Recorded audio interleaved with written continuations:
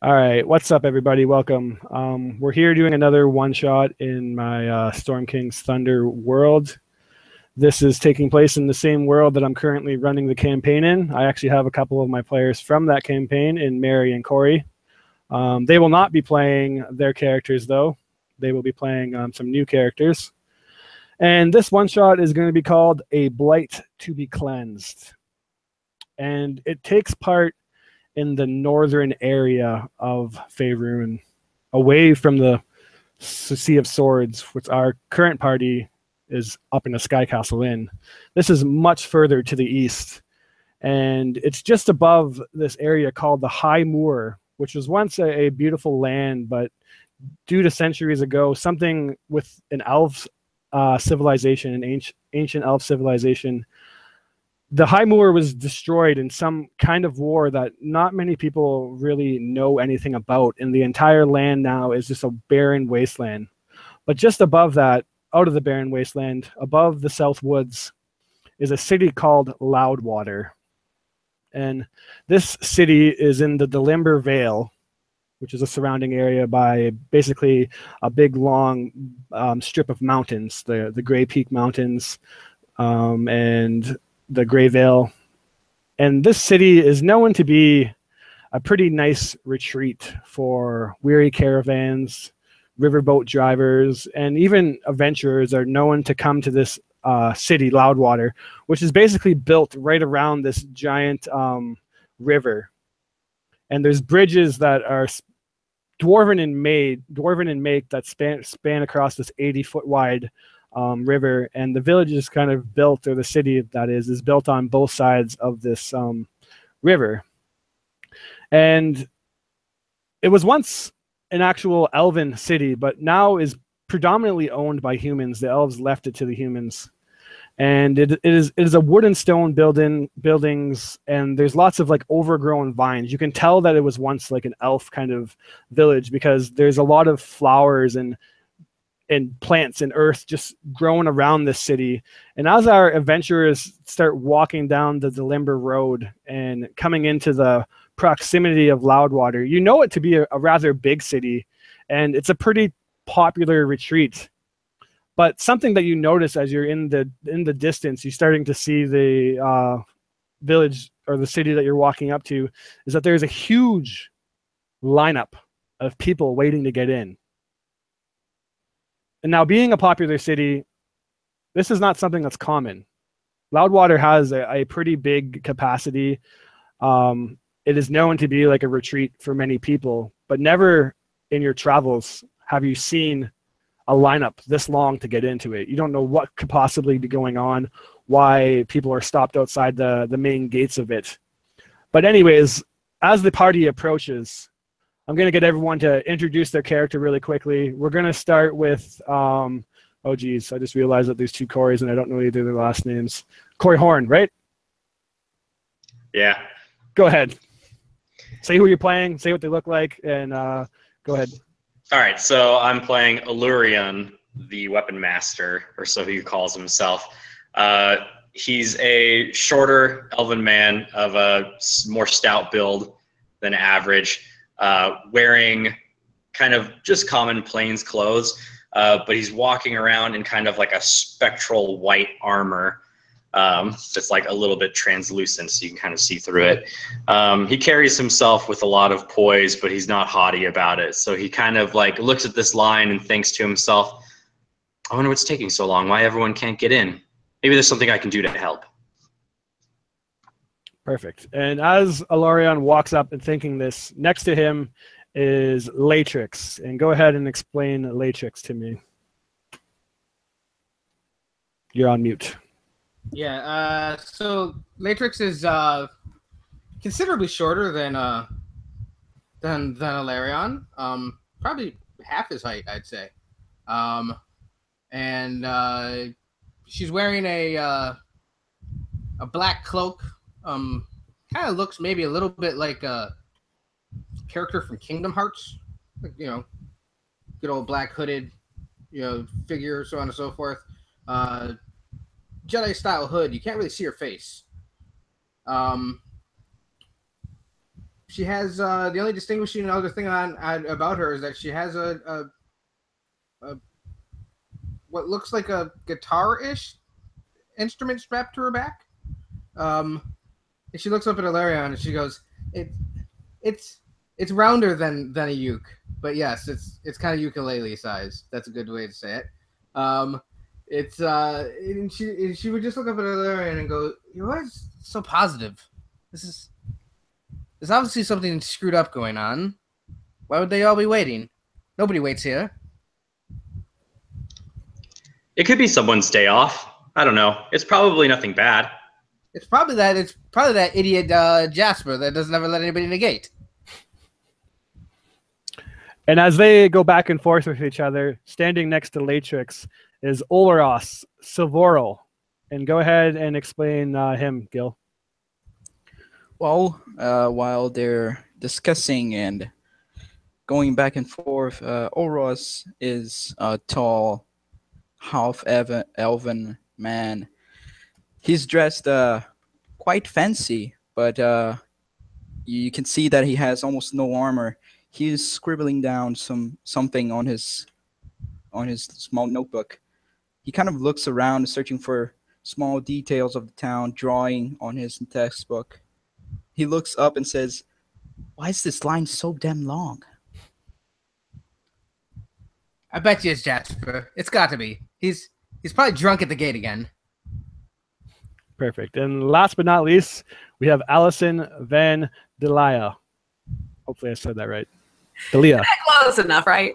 Allison standing with the group and whatnot, also just kind of looking up and down the line. She has this dark blonde, very curly hair that just falls in ringlets all around her shoulders and such, hiding her slightly pointed ears to indicate her half-elf bloodline. And she wears this very flowing kind of blouse that has a vest over it, and on her hips you can see strapped are like a short sword and a few daggers, and has a pack slung over her shoulder, and there's a cat that rests up on her left shoulder, Siamese, and look with very piercing blue eyes. And as she's listening to them kind of debate a little bit about like what's this hold up all about, she just kind of looks at Gigi and goes, "Yeah, go look ahead. Maybe someone important's in town or something." And Gigi will hop down, skitter through the crowd. Absolutely. And as Gigi kind of skitters through the crowd underneath everyone's legs, most not knowing, this lineup goes on for at least 100 people, if not more. And you guys finally kind of catch up to the line where it ends, and you can't even see the gates of Loudwater from here. Is Gigi, she's not a familiar, right? She's just like Gigi is a familiar. So you can see through her eyes, or? Mm-hmm. All right, so as she kind of goes up to the line, you do see that none other than Jasper is definitely working the front gates, and he's drunk as ever. A fat dwarf that has this like mangy looking beard, and he wears this stupid like Captain Guard's hat. But as him and his companions are seeing people through, you see that he's in a particularly bad mood, although he is working his best. People are moving through at a very slow rate. And as you guys kind of pull up, and one of these elves look back at you and say, "Oh, you're going to be waiting a while. I've been here for hours already. Not even moved." That's okay. I brought a good book. And yeah, if you guys just kind of stand in line, almost, I would say that at least an hour passes, and you maybe move like 4 or 5 people. It becomes absolutely just frustrating at this point. And as you're just kind of standing in line and listening to it, the line is very frustrated with you. Everyone's getting pretty grumpy quickly. There is talks that giants attacked the surrounding areas, the city of Zelbros, Olbar, and Lorik, and the Greyvale. All the surrounding areas that kind of, all these surrounding cities that are actually all around Loudwater, apparently have been recently destroyed in the past 10 days or so. And all of these people are refugees just trying to get to Loudwater, one of the last remaining big cities in the area. Nothing seems to be moving too quickly at that, and the line will just stay pretty impatient for a while unless anybody wants to do anything. Yeah, so as that line has become impatient, Latrix has become even more impatient. And she just looks and she goes, I don't have time for this. I don't have time for this at all. It's not like we have to be checked. We've been in this town a million times. Follow me. And she just walks right around the line on the outside and walks right up to the front of it. All right, and I'm going to say as you're walking up, does everyone follow her? Yes. Hmm. I'll follow her. Come on, Allison. Oros and Latrix start taking off above the line, being a bunch of budgers. Allison will start walking. She's just doing fire tricks with her fireball cantrip and whatnot, like entertainment. And so Illyrian would stay in the line and shout out to them, I'll save our spot. I'll make sure they don't get in trouble. So let me know how it goes. As I'll send Illyrian, you for you if we need help. as Illyrian saves his valuable position in the back of the line, you guys start walking up, and as you walk across, or you walk alongside this massive river, and you'll notice that even the river boats that sail up this stream are even starting to line up, as it even seems that them with their small trades and whatnot, fishing boats, are too being held up.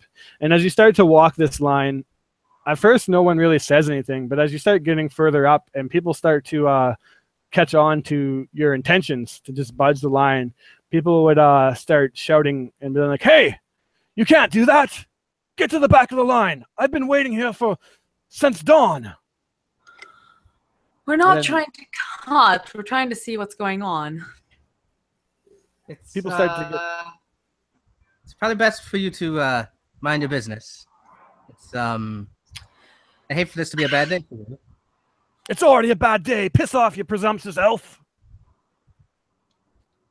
I would be the shortest elf you've ever seen, sir. Are you not an elf? Let's not continue to antagonize. We're going to see what's going on. Let's keep moving. We can let them have their temper.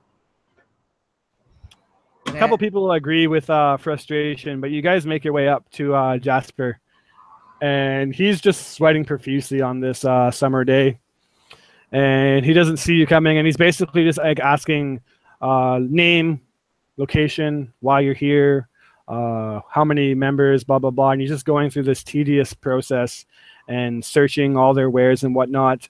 And you hear that this family of gnomes are basically at the front of the line. And the female of the family is explaining that she's from Olbar, and just a few days ago, stone giants, she says, massive creatures, came into their city with barbarians, Uthgard barbarians, which, being from the land, you would know that these are actually humans, and they raided and destroyed Olbar, absolutely tearing the place apart. The barbarians rode in on bears. And then when the guards were taken down, the stone giants just strolled in and pretty much leveled the place. Many died, those who weren't fast enough to flee. And then she kind of cries and mentions that her husband didn't make it, protecting the family. He sacrificed himself so that we could get away. Just please let us in. And you can tell that Jasper is particularly intoxicated on this day. You know that the man likes to drink, but today he looks pretty lit up. His face is just bright cheeks, and he's just, what's your name again? And he looks over to one of the guards. Do you have any drink? And then as you guys approach, you would just, not you, Latrix, not today. Oh, it's me. And how about you just ask them who they are, why they're here, and then let the fucking line move. I am, but it's not that simple. Look at how many people are here. If I just let anybody in, then the city will be overflowing and we'll be fucked. But what about the people that already live here, like we do? Can't you have a second line for the people that fucking live here? You don't live here. Nice try. I'm not that drunk. Do you have anyone else who can... I'll admit that I've seen your face quite a bit, and that sometimes I feel like you live here, but you don't. So get to the back of the line, you asshole. Allie, I'm going to do that thing to him again if you don't stop this. I was just like, put a hand on her shoulder and just like, perhaps there's someone else who can relieve you of your duty for today. You seem like you could use a rest. Oh, I know. The other Like, guys are on the other side. Clearly giving you a headache, and you just don't look well. We're fully booked today. Every guard's on duty. Are you hiring extra hands by chance? I've done guard work, and I can help. Oh, I know what you're doing. You're just trying to get in. You can't pull one on old Jasper. I would take all the note work that you are trying to do with these citizens that are trying to get in. You don't seem like you are up for taking such detailed notes, let alone do you not see the line, how long it is getting. And as you're talking to him, he goes into this rant about, you know how long I've been captain of the guard? 100 years. And before me A and my drunken dad... captain. What's And that? A drunken captain. Oi, but I do my job well. And as you guys are talking, Alurion, a little old lady pushing an apple cart comes up behind you, and just kind of rolls up with her apple cart. And she's a human, but she looks like she could even potentially be older than you, like at least 100.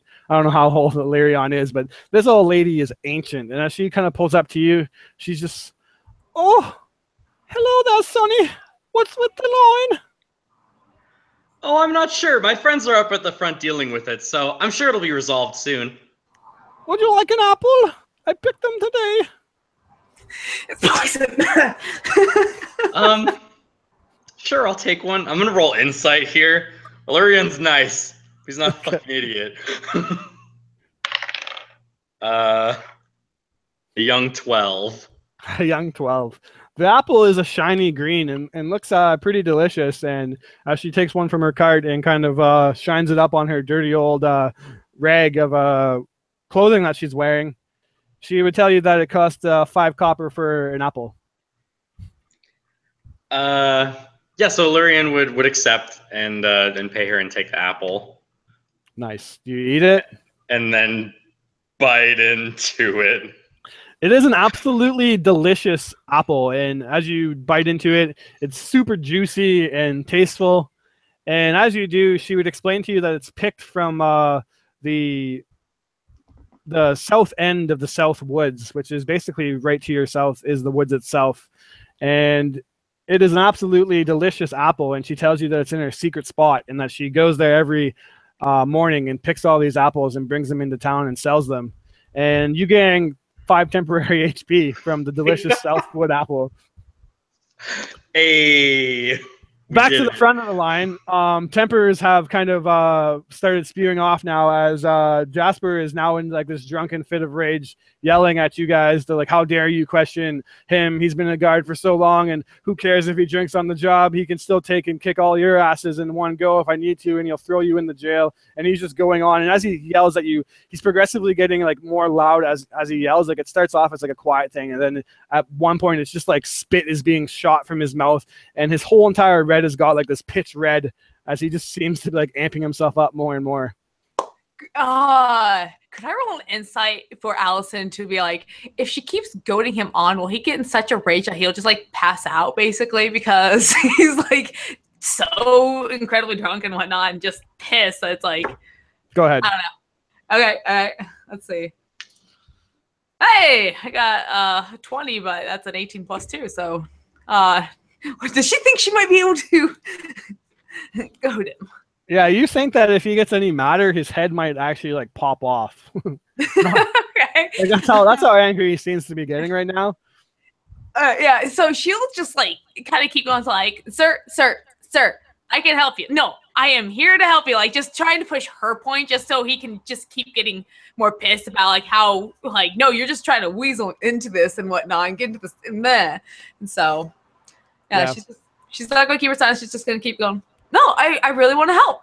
I really want to help you. Of course I want to help. He gets like Sir, you right don't up need to in get your, so angry. I'm He here gets to right up in help your you. and he's just yelling like, "You ain't here to help, shit!" And he's just like spitting in your face, and you just smell the booze reeking off of him. Although I guess he's a dwarf, so he's not really. He's actually standing on his guard chair to get into your face, and Yes. he actually tries to, as you step back just from getting out of this saliva from being sprayed in your face like this sprinkler of some kind. You step back, and he tries to follow you, therefore stumbling off the stairs, and he actually falls flat on his face. And you're kind of like, the yelling is momentarily cut off, and you're waiting there awkwardly for him to get up. She's just like, yeah, kind of tapping her foot, like looks around. He doesn't get up. I'm going to do some service and help speed this process up. She'll try and like look for another guard and whatnot. Just be like, is this okay? Like, we gotta get these people going, okay? And The guards shrug, like they don't know what to do. They're just used to his shenanigans, but they're just over it. So they're like, yeah, I guess. all right, she'll rummage in the pack, pull out a papers basically, and just get on right. Like, hi, name, why are you here? And tell you, like, kind of look at the others, like, go fetch your companion, I guess. Yeah, and a couple of the guards drag him over out into like this basically like little barracks that is by the main gates and tuck him away. And with your help, the line moves quite a bit quicker, although it still takes a good hour. And we've passed midday at this point. An hour passes, and you finally meet Lurion, who's like way at the back with this old apple merchant, and he's just the best of friends with her. He's like telling all about you suddenly. I guess the standing sunshine did you a lot of good. Yeah, and she's going on about a story of her like family tree and like all of her kids and her grandkids and her grandkids' grandkids and her grandkids' grandkids, and she's telling you like a little story about each and every one of them. At this point, you're at like the 25th grandchild. And Illyrian is like actively listening to her, like double checking, like, oh, you mean she's related to this one, and just completely enthralled with what she's telling him. Absolutely. And so yeah, you as you're enthralled with the story, you would hear like the of what you would expect to be the guard, but instead you're met with the face of Allison, and you guys have worked through the line and are able to get into Loudwater. We're here already. I guess you guys got the problem solved all by yourselves. Perfect. Pretty much. And we're our name's here, and we are here for X reason. Insert. And who's your friend here, Illyrian? This is Magus. Magus. She has an apple farm. Or she goes and collects apples from this farm down south. They're delicious. You guys should buy some. Yes, I'm an apple merchant. Would you like to buy an apple from the Southwoods? Absolutely. 5 copper. Doop, doop, doop, doop. You munch into it. Absolutely delicious, juicy apple and 5 temporary HP. My gosh. You ask her where she gets the apples from, and she is as stubborn as it gets, and like basically changes her demeanor, not in a mean way, but it's like a secret that she'll never tell. Okay. I think after Allison like takes that bite and just kind of feels that, it's just like, wow, that's a really good apple. I'm gonna buy like 3 more. I have someone who could use this when he wakes up. Absolutely, and you are able to do so if you like to buy a couple apples. Yep. All right. Then you get into Loudwater. A big chunk of your day has been taken off, and for those who are maybe papers to one of the other guards and be like, I figure this is what he was trying to start. Keep doing it. Please don't leave. What if more people come? What if Jasper wakes up? Oh God. Thank you so much. Oh yeah, when he wakes up, here's 3 apples for him. Okay, tell him to eat them. Hopefully, I'll brighten his mood. And if you have someone above, like whoever governor, mayor, king, queen, whoever runs this place. Telbor runs the place. You may probably wanna- see him running around. Okay, you may want to make mention. Especially, is this the first time? Does he do this all the time, or just saying? Not my city, so. But I'd recommend making mention to who he reports. They nod and thank you again. And as you turn your backs and start to head into Loudwater, I'm not sure if everyone would have been here. Definitely a couple of you would have been to Loudwater before, but the streets are pretty packed now, more so than they would ever be. But it's still an absolutely beautiful city. The plantation and like wildlife around, or the trees and whatnot, literally like grow into these buildings, and it would be surprising to most of you're all elves. This feels like an elf city, but instead of like actually cities being built into like the trees or whatnot, like a forest elf would do, they're still made of stone and wood, but there's just flowers littered everywhere, sprouting out of the trees, or sprouting out of the buildings. The riverbank used to have like these battlements built around it, these little ramparts, but they've taken down the ramparts that were once used to defend the wall now that it's not really seen much action. And there's this absolutely gorgeous flower bed on both sides of the river, and every type of color and type of flower that you could imagine is growing here. Some of them glow with luminescent lights. And as you walk the streets, they all kind of curl and meander. It's a very tight-knit city, and it's rather big and bustling at this point. You all start to hear, as you get into the heart of the city, as you're walking along basically the riverside, you see these massive stone-built bridges which have vines and whatnot wrapped around them, and kind of like a canopy itself, trees have literally like grown over top of the bridge and formed like this plant life canopy over top of it. But you clearly know that the stonecraft itself is dwarven made. You've heard that the elves and dwarves once defended this city from an ancient evil, and the bridges were built as a favor from the dwarves.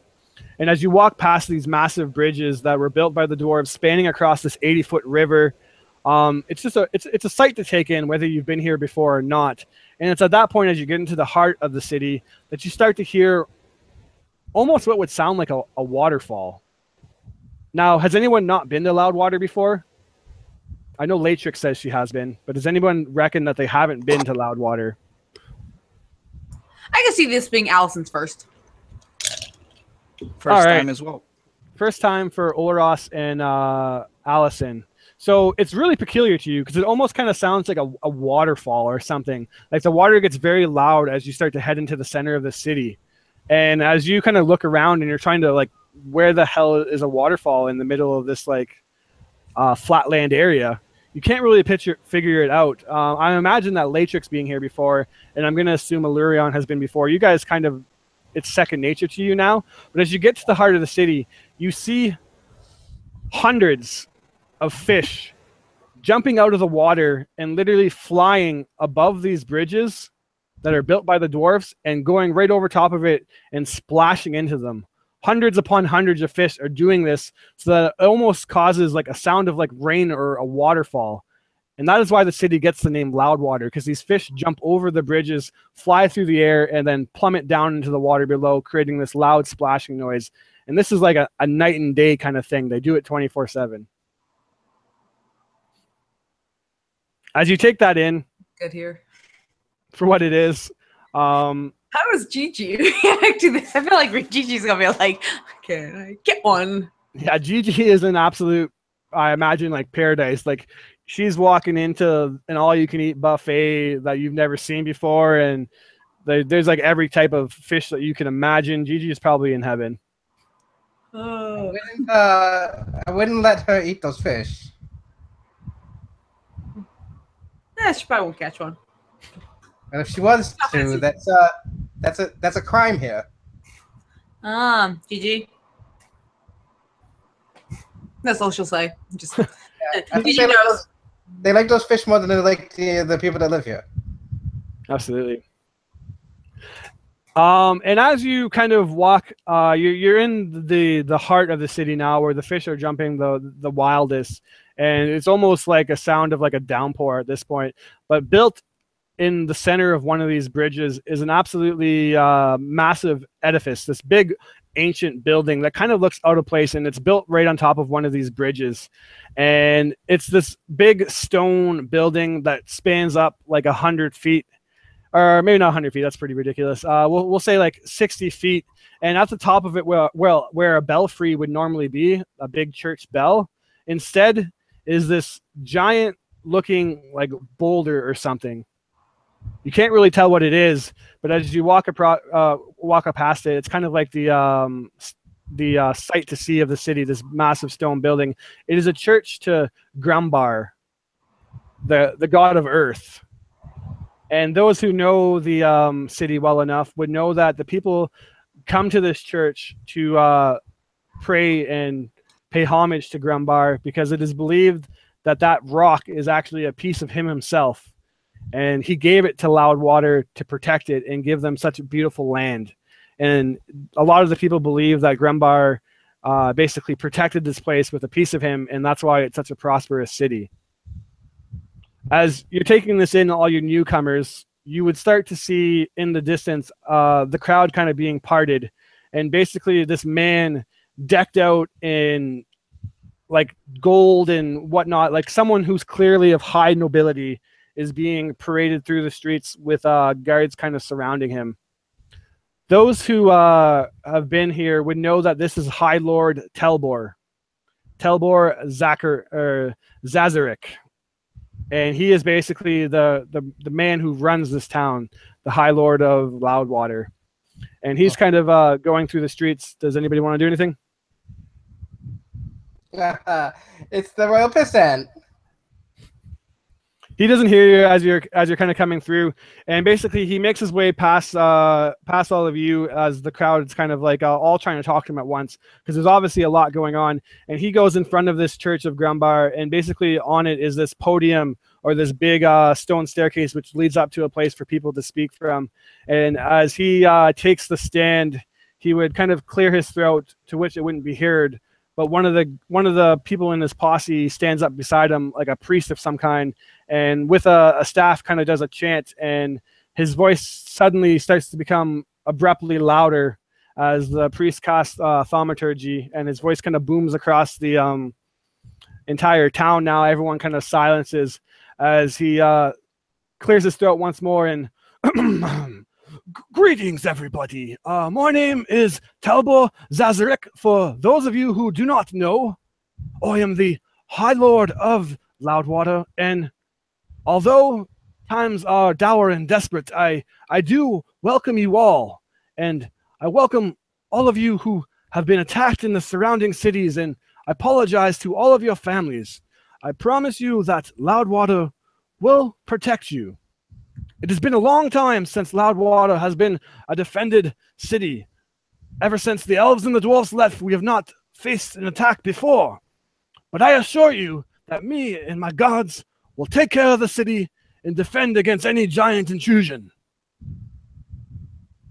As he says that quite confidently, instantly there's like a doubt in the crowd, and kind of someone calls out, "How do you expect to defend us against giants when you don't even have any walls? You replace them with these flower beds. The giants are massive, bigger than most of these buildings. They'll just step over the goddamn flower beds." And he kind of Allison would just kind of mutter to the group, and they think walls would stop giants. Just like quickly coming under pressure, you can tell that he's a man that doesn't do well with being questioned. And he says, the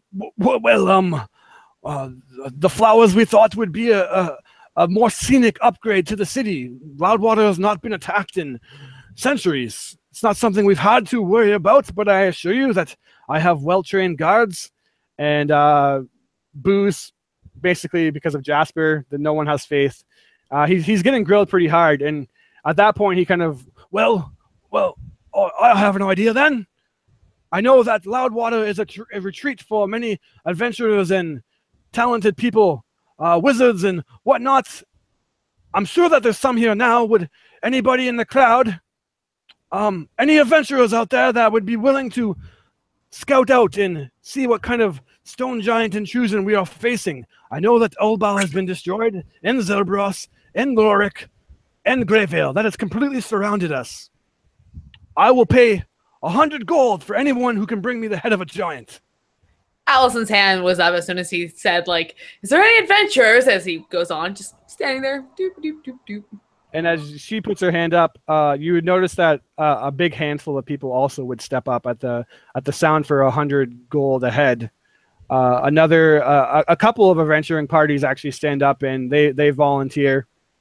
If you are willing to volunteer, you obviously just you would follow along, and basically he would say that he would give the details out after this town meeting and explain everything. So as Allison agrees to walk forward, does the party follow? First, Horus kind of tries to pull down her hand and says, "Come on, we cannot face giants." And then he hears like 100 gold. Yes, we can. And then he starts walking forward. Perfect. No, hold on. It's not right of us to take that. We should just do this for free. Well, It's to help the people of this town. Thank you, Larian. That's my primary goal. I promise you, if you speak another word, Alarian, I will silence you until we're done talking to this man. That's Someone's nice of you. All my intentions. All people should have a voice, Latrix. Well, you're not going to have one if you tell them that we do not have money. Are you out of your fucking mind? Matrix. As you guys are talking, a big burly human plows right through you and says, "Well, if you idiots won't get any of the gold anyways, because me and my group are going to be taking all the giants down. So you guys might as well just sit back here and be the little pushovers that you are." Oh, hardly pushovers when you're just doing the pushing, sir. But that's fine. If you've killed all the giants, congratulations. We're here to help make sure that if we see giants, that they are taken care of. I mean, we don't even really probably have to fight them. We could just talk to them. Oh, You don't have to fight any, because me and my group will be cutting all their heads off and dragging them back here. That's horrible. You're not even going to try and talk to them first? What if they have like a reasonable reason for this? Have you ever met a stone giant, boy? Yeah. He's staring at you, cockeyed like, oh yeah. And it's very funny that Alarian thinks that he has, because he's met every creature on the plane. But the thing is this: neither of you, there, Garrick, you've never met one either, and you've never also met the dragon that you say that you slayed. You also have never met the Tarask that you and the 50 people took down. Are you serious? It was 40. 40 people. Oh yes. And then when you drink, it was you and your buddy Dick. And it wasn't a Tarask. I don't know what the hell that was. It was a red dragon. Well, that's not the story you were telling last week. Piss off, Latrix. We'll see who brings more heads back. And what did you say his name was? Garrick. Garrick and his group that I guess you would know from before. They're kind of definitely like the hotheads, and it's Garrick, Roderick, Barrence, and Jerry. And they kind of storm past you, and they're just like, "You won't get any gold. Don't worry. You might as well just stay here. We wouldn't Before want you he to." goes, I'll use a suggestion. Okay. I'll try to use suggestion on him to make him cry his eyeballs out. All right. Let me see what he rolled. In front of everyone. Oh God, he rolled a 5. So what's the suggestion you tell him? Just cry a lot in front of everyone. He starts to bawl, but he doesn't understand why. And as he's crying, he's trying to sound tough and I'm not crying. I'm not even sad. Allison will pull out a going on here? I'm just like, it's okay. Latrix can be a little rough, and sorry if we've embarrassed you, sir. As he, it's like a weird thing because he doesn't understand why he's crying at all, but he's just absolutely bawling. But nonetheless, you you do so enough to embarrass him that he'll basically like stop bothering you guys.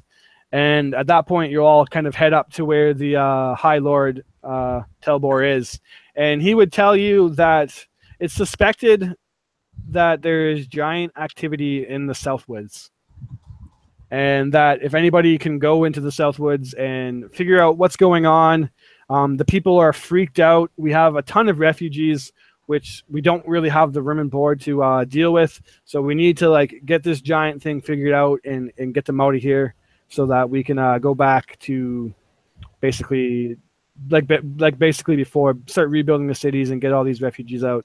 So head into the South Woods, start taking down stone giants, and if you bring a head back, 100 gold. I'm sure there'll be no need for that. We'll just go talk to them. We should probably head out right away. That way we can get there before everyone else does, right, guys? Yeah, let's head out. And hopefully they'll be up for talking. And like I'm very much for that, Delirium. Trying to find out their story, I suppose, would be good. They're not going to be But talking. I will defend you all if I have to. Because you're the one that goes in the front. Duh. No, we won't have to fight. They'll understand. We just, we need to work out some kind of deal. It'll be fine. Oh, Larian. You're so funny. All right, and is there any arrangements that you guys want to make before you head out? Loudwater would have, it's a pretty big city, so it would have anything that you would, within reason. Sure, there's at least 2 potions on hand. Yep, we'll say that I gave you guys 1 potion to start with anyways. Cool. If you have the gold, which I'll say you will, actually let's do a quick check and see if let's do a, trying to think, survival check and see if you can navigate your way through town and find an extra potion to buy. Survival, let's go. So that is 15. Yep, you're able to secure another potion. Anybody else want to pick anything up? Yeah, the reason that Latrix knows this town so well is because her criminal contact is in this town. All right. And she would like to go by the bar that's called the Tipping Kettle. Yep. And speak with her contact quickly. Okay. And what she'll do is, as Allie is going looking for God knows what the hell she's going to look for, she would just slip off. She said, "I'll be back in a few. I need to go talk to Death Blooms. It's won't be but a few minutes." Okay. And she dips off, and we don't have to RP it. What she would like to do is just check in. She's talked with the group that Death Blooms exists, but she uses it under the guise of which the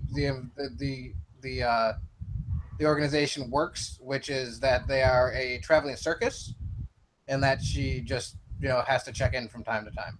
Absolutely. But it's really a criminal organization, and she's just checking in just to make sure everything's good. If there's any new news, anything that she would like her to do in particular.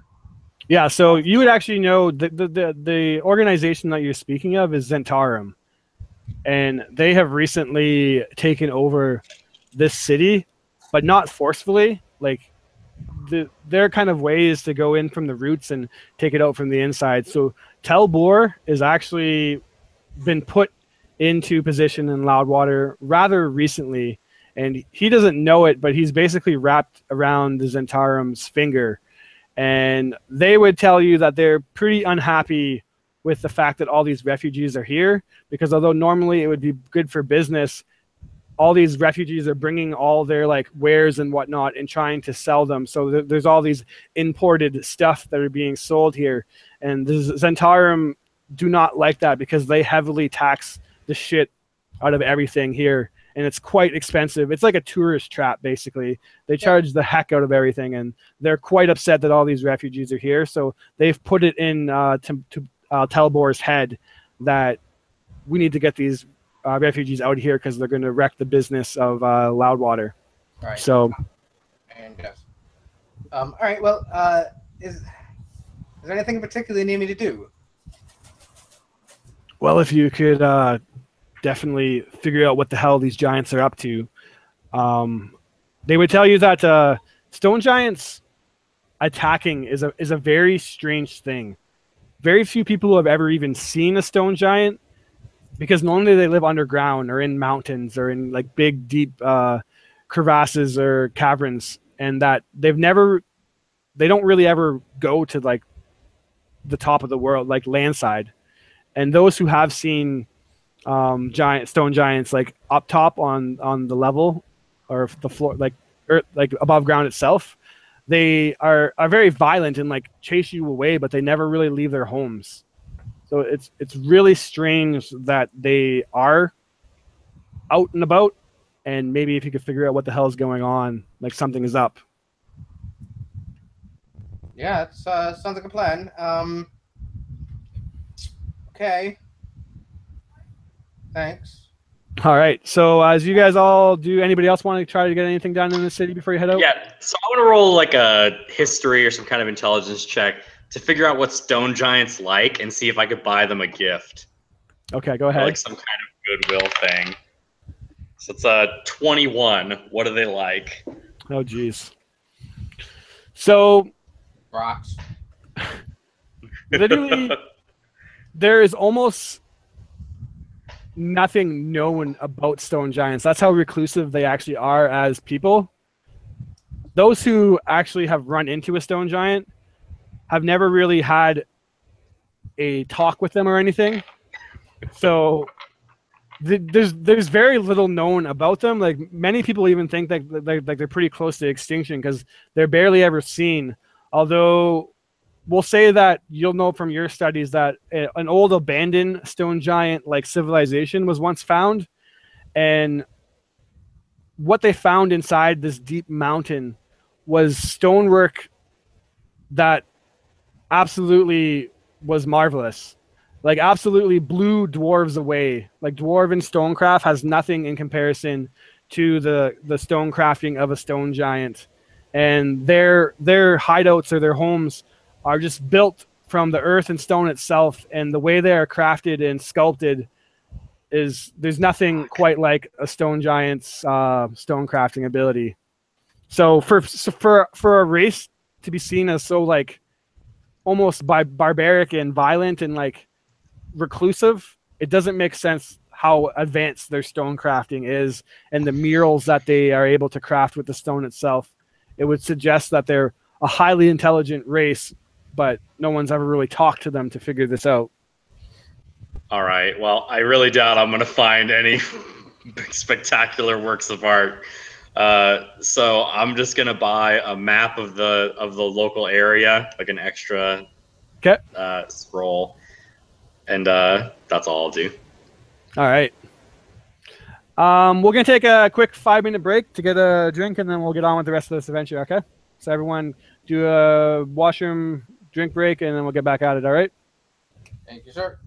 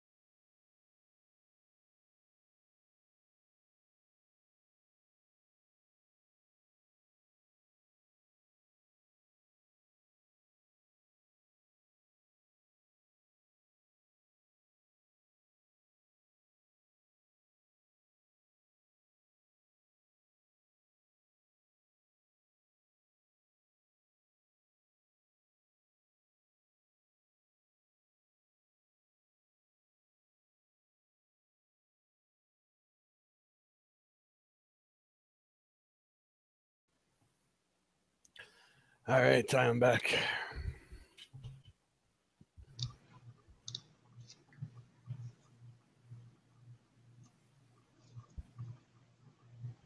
How's everyone doing tonight? Those that are there. Well, pretty good.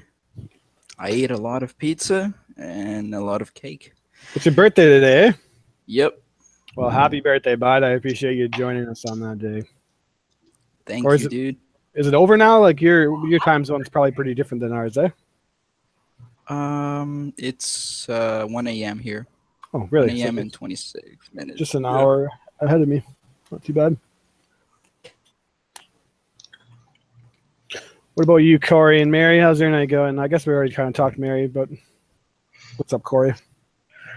Doing pretty good. I was scrambling to figure out what I was gonna play. Nice. A wizard. I haven't seen you in the role of a wizard yet. It's mostly like a fighting-oriented class. Yeah, I decided to tone it back this time and play something out of my wheelhouse. Nice. I like it. So far, everyone's characters seem a lot of fun. I just want to get to the point where my sorcerer just starts freaking out with his spells because I picked the Wild Surge. Nice. It's my favorite part of the sorcerer. Just the I've never Wild actually- Surge. I've never actually had a wild sorcerer in my games before. How does that work? Well, it's pretty much whenever I cast like a first level or higher spell, you can make me roll a d20. If I roll a 1, I get to roll on a table which has like different effects. One of them is getting a beard made out of feathers. Nice. The other one is becoming blue, and the other one is becoming and there's like I think 100 of them. Sweet. 100 of possibilities. So you just roll an extra d20 every time you cast a spell? Yeah, essentially. So there's like 50 different effects ish. That's pretty cool. Yep. I like that. There's one I cast like fireball, but on me. Oh god. Yep. It's like Okay. turning the Rod of Wonder into a class. Chaos. Is everyone back? Or are we still waiting on Corey? Corey's back. Corey's back. Corey Horn, Corey Flag. We got Gil, we got Mary. Everyone's back. All right. Well then, you make your preparations. You see that several other adventuring parties too are gearing up. You guys said you want to be quick. I'm getting an echo off for somebody. Who is folks? Maybe me. Uh, That'd be kind of weird because it wasn't echoing. Allison has said it doesn't. Well, she doesn't run this party. let me see. I said we should go fast so that we can get there and try and talk to them first. Yeah, so I'll, Librarian clearly doesn't run the party. Yep. I'll, Whoa. I guarantee you we're not even going to have to fight these stone giants. 0%. Oh, is that the same how we didn't have to fight that pack of wolves? Because you're gonna go and talk to them. A wolf. I didn't have tongues prepared. all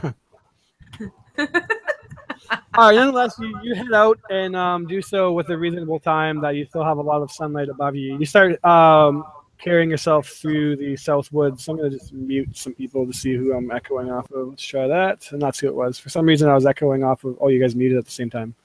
Well, I'm echoing off of either Mary or Corey, but anyways, you head into the south woods, and this is a I'm not going to say it's a particularly large wood or anything like that, but it's several miles for sure. It would take at least 3 days to walk through it, so that's I guess comparatively big, but considering some of the forest, like the high forest, which is to the north of Loudwater, is absolutely monstrous in size. Southwood, it is basically a pretty spread out forest. For some reason, the trees themselves don't particularly grow really close to each other. Like every 10 or 15 feet is a tree. So there's a lot of space as you're kind of carrying through this forest, and as you're walking through it, it's rather flat, so it's kind of like a weird sight to see all these trees. As you look down, it just kind of carries on forever, and with these trees being spaced out, it just creates like a pretty weird looking spectacle to see. But as you're walking through it during the day, there's lots of sun to be seen because the trees are so close that the sun is actually able to come down into this forest. Everyone make me a survival check and see how good we are at tracking stone giants.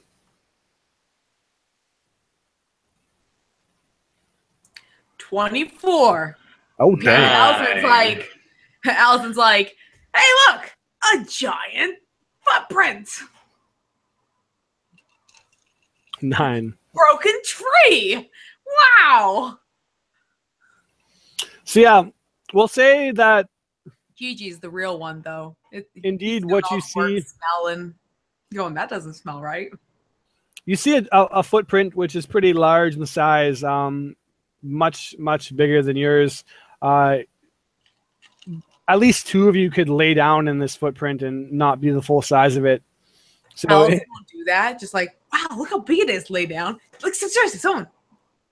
But as you follow it, it starts to the footsteps suddenly disappear, and the earth kind of looks like it's torn up a bit, like almost like a, not necessarily a hole, but it's like it's been dug and buried, and then that kind of dirt streaks across the ground for about 40 feet and then flattens out, and then it kind of pops back up, and there's like this messed up dug up ground that spans for another 40 feet, and then it kind of goes like that for a while, and I'm assuming that you guys would follow it.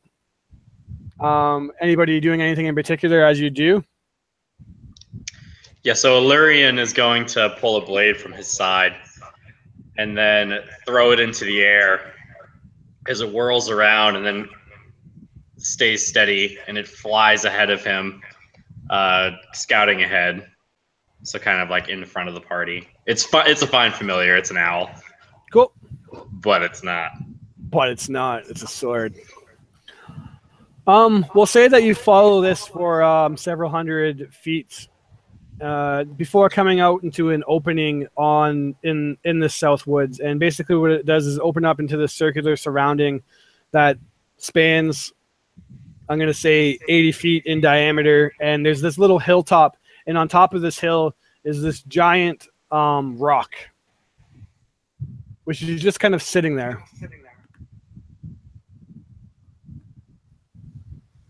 Gigi has made her way up to the rock and is kind of pawing at it curiously.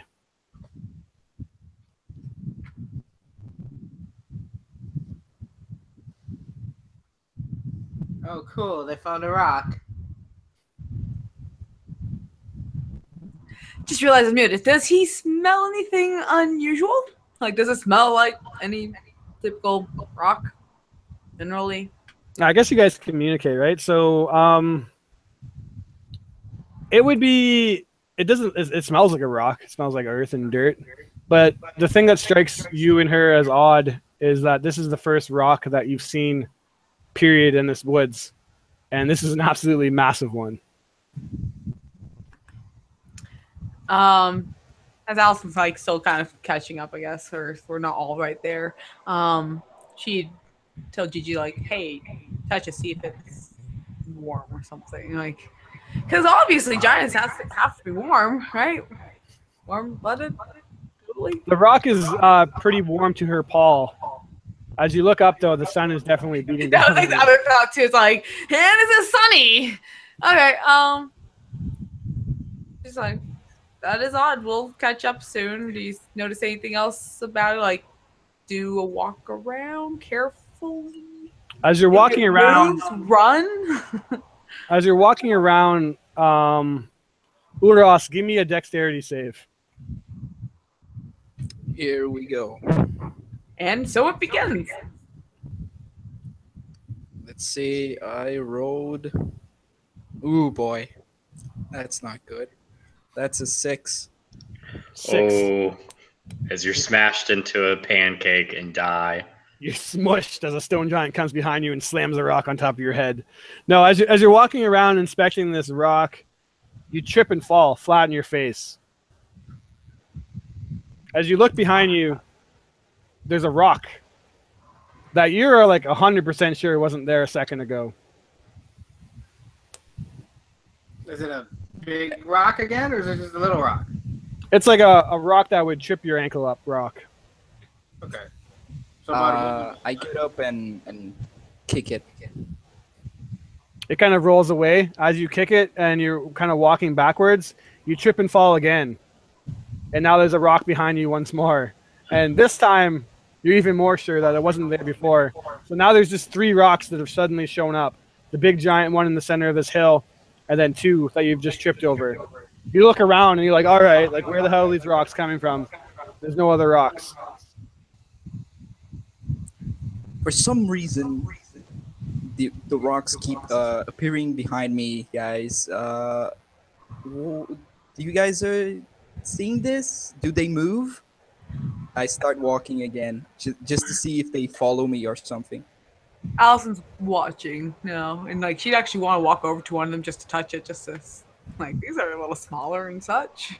As you touch the rock, it skirts away from you like a scared animal, and it darts across the ground and goes in behind Oros. And give me another dex check as it tries to trip you again.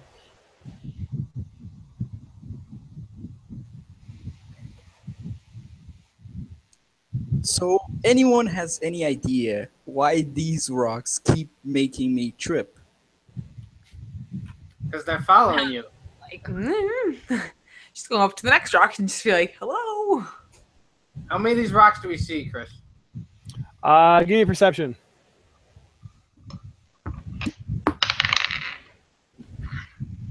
That's a 23.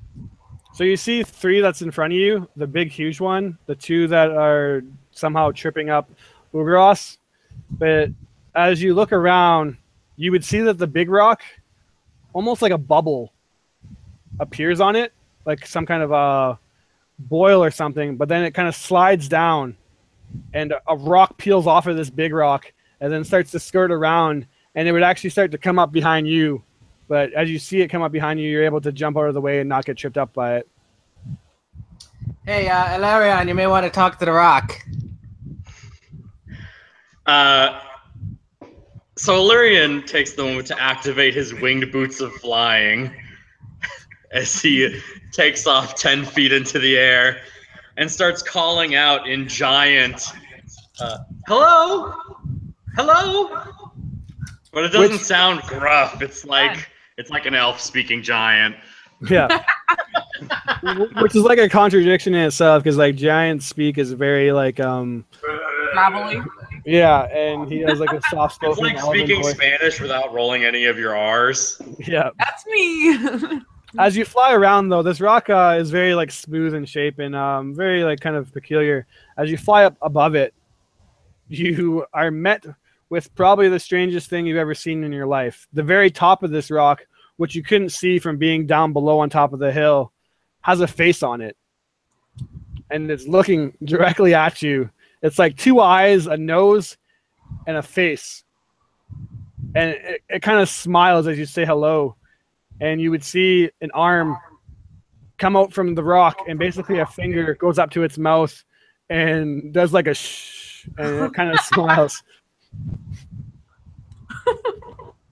What do you see there, Ilarion?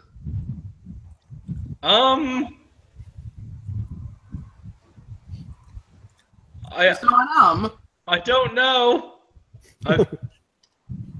Why do we need to be quiet? We kind of like whisper, hoping that not everyone else hears him talking to a rock. I'm going to say that probably everybody does hear him. And as you ask that, or is it friendly? As you ask that, the rock winks at you, and you see a couple more of these little boulders peel off of it and start to this time go right underneath the ground. And almost like a hedgehog kind of digging underneath the ground, it starts to whirl around the side. It comes down the side that the group's not on, and it digs under the ground. And you would see Oros kind of standing there picking himself up, and he's like looking around like super intent to not be tripped up at the rock. And Oros, what you see is 3 boulders pop up from the ground, and boulders don't have faces or anything. You're 100% sure of it, but these little rocks that are staring at you seem to be looking right at you with intent. And then as you facing off and like kind of having like a stare down with them, Latrix, you would see that 3 more boulders have basically appeared behind you. And it's just basically like that stare down. Like you're waiting for these rocks to charge in. And there's just a moment of silence as you wait. And the rock is just silently laughing to himself, Illyrion.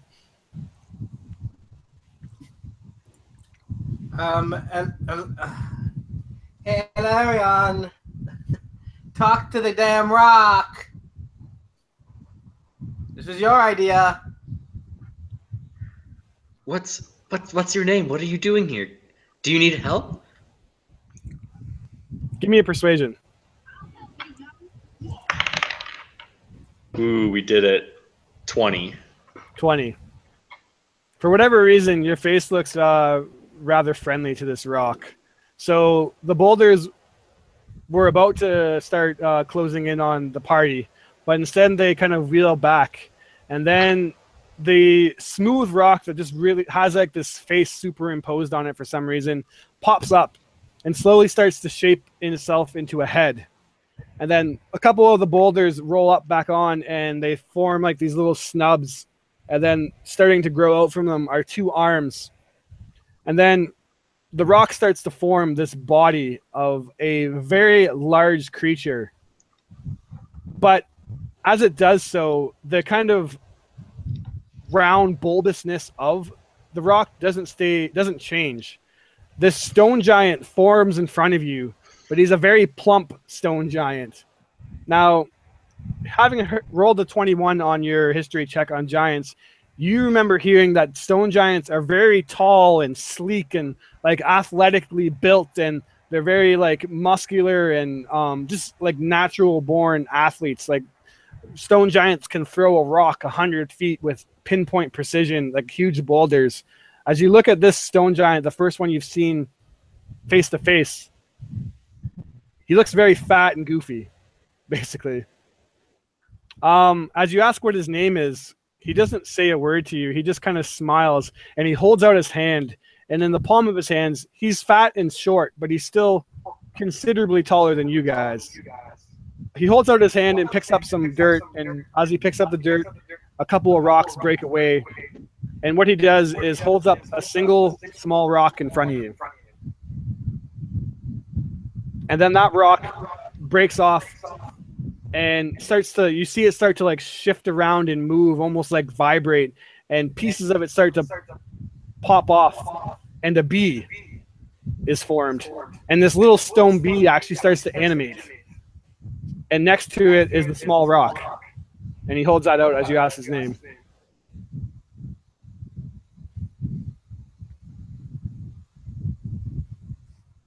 Now you're speaking giant, but he doesn't say anything back to you.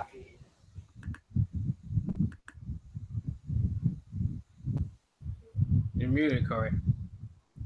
I know, I'm not sure what to say yet. So your name is Rock Bee? Bee Rock? Kind of shrugs and gives you a look like, sure, why not? We'll go with it. What are you doing here? I've heard that the stone giants are attacking people, and this needs to end. Do you know what's going on? He gives his head like a kind of like a little nod, like a rock back and forth, like, yeah, I kind of know what's going on, but I don't know how to say it. But he doesn't say a word to you. And then he just gives you like a shoulder shrug, and then he kind of puts his hand to his chin like he's thinking deeply.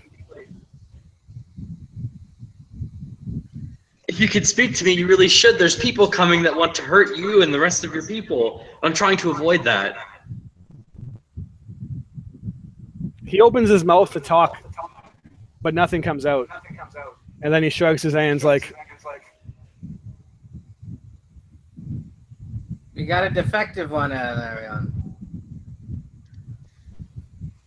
I pull out my map and a quill pen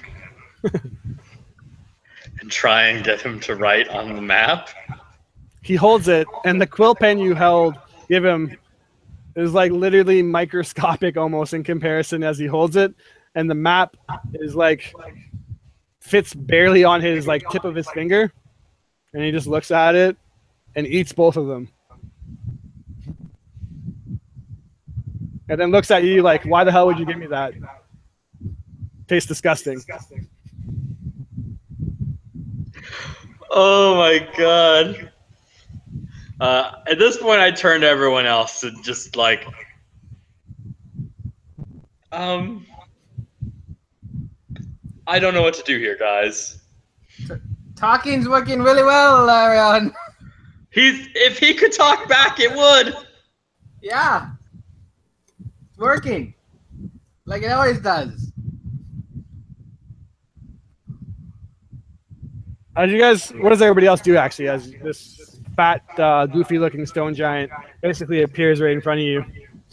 At first, Allison's just kind of watching the whole thing, just like, this is very interesting, and it seems like, no, I don't know, he seems friendly enough.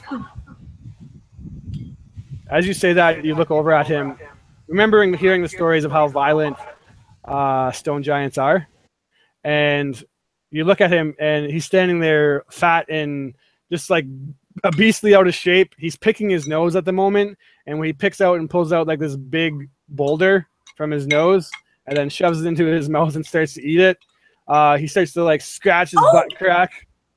I wonder if they like to eat rocks. What if we found like a nice rock as like a gift thing to the stone giants? Do you think they'd value that?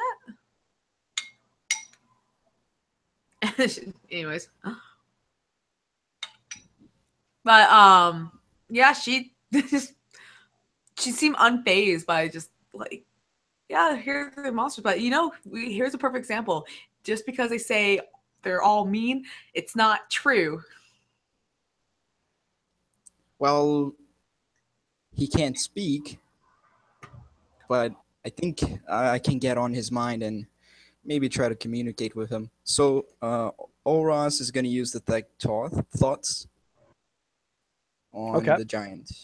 Interesting. Is that a save? Let me see. Wait, was it detect thoughts? Yeah, detect thoughts. Okay. In that case, you get to know what he's currently thinking, like what's at the forefront of his mind. Yep. And then there's a save that you can make to probe deeper. Okay. If he needs to. At the front of his mind, he's thinking that you guys look quite friendly and potentially you can be his friends. And then an emotion of like sadness comes over. I don't know how much detail you get, but he becomes sad because he's recently lost all of his friends. So he's just lonely and he's hopeful. So, the giant is lonely and sad. That's the only thing I could read on his mind. What happened here? I try to ask him. Now, do you speak giant? Nope. Do you? So I'll ask Alurion to ask him. And if he does so, which I'm assuming he would, yeah, the giant would look like he wants to tell you, but he doesn't know how. But then he holds up his finger like he had the best idea ever. And he frolics his way down the hill. And as he does so, he plops himself down on a big pile of grass. And what he does is he sticks his hand into the dirt, and without effort, he pulls out like a huge chunk of earth. And then turns the grass side upside down and slams it so that basically the grass is now underground and all this uprooted earth is now facing upwards. And then he slams his hand out and kind of pats it down. And as he does so, the ground is like shaking, and it's like a couple of the trees are like even shaking from this giant's like tremendous strength, because he's still an absolutely massive creature, but he flattens the ground itself. And then what he does is he kind of crosses his leg like a child sitting there, and he puts his hands in his laps. And then he just kind of sits there for a moment, and you're all sitting. And then his eyes are closed, and then he opens his eyes and he looks at you, and you're all kind of just standing there. And then like he waves you on to like come sit with him.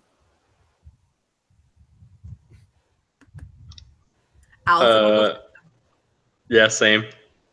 As you all go to sit. Yeah, I'll sit with him, but Oros is just looking intensely at the ground, just taking slow steps to make sure he doesn't trip again. Absolutely.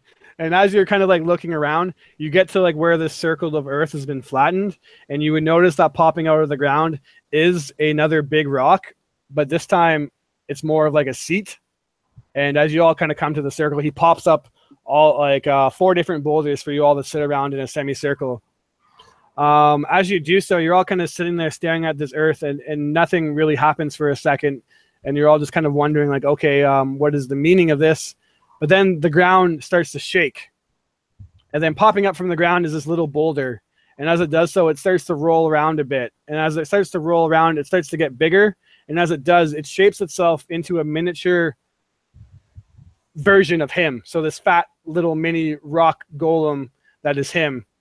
And basically what starts to happen is he starts to tell this tale through this earth that he's somehow shaped bending, like he's molding the earth itself into stones and whatnot. And the story that he tells you is that in his homeland, this great mountain, this crack in the great mountain that his people live in, they're all like super good builders, and they show like other stone giants, and they're tall and sleek, although obviously they're miniature stone form, and they're working away at this mountain, building beautiful sculptures. And it shows this version. What did you call him, Corey? What was the name that you gave him? I forget. Rockby? Rockby, yeah, or B-Rock. B-Rock. We're going to go with B-Rock. B-Rock shows that he tries to like build some of the fortress with him, and like carving all these pillars, and they look pretty beautiful to you even in this demonstration. But as B-Rock's mini form finishes off like a mural of his people, the other stone giants come and they smash it and just basically tell him that it's garbage. Obviously no words are being spoken, but they can just see that the larger, more sleek stone giants are making fun of him. And this kind of goes on, and B-Rock tries to like impress the other stone giants, but none of them are ever happy with the kind of rocks that he builds. So they kick him out to the perimeter. And out at the perimeter, there is more of these stone giants, presumably other stone giants that suck at building too. And their job is to stand outside of their home and basically be mean to anything that comes by. They're not good enough to be builders, so they're basically put on guard duty, and this makes them mad, so they become violent.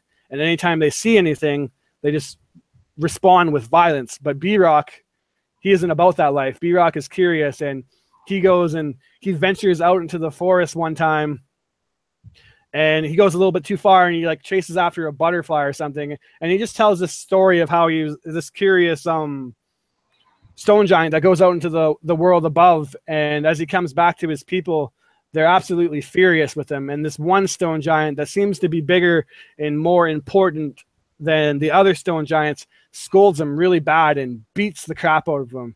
You see pieces of B-Rock get absolutely like broken off and just plummeted, like pummeled into the ground. And the stone giant basically is like telling the story of how the outside world is not a place to be, and that the outside world is somewhere that is not in comparison to their world. He can't really communicate it because obviously it's just spoken in like clay puppet form. But this big mean stone giant is saying that like the upper world is off limits, and that people that live in the upper world are bad. And now that B-Rock has went into the upper world, he's excluded and not allowed to live there anymore. So it shows a sad tale of a beaten up B-Rock kind of sadly walking out into the forest and looking around for friends. And it's when you guys came along.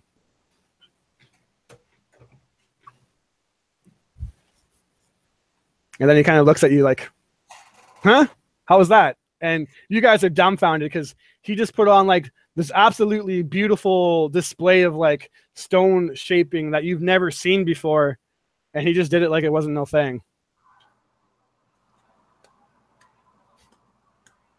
Like Alvin kind of gives like an awkward clap. Like I'm not sure if I should clap for this or not. Oh no, we should clap.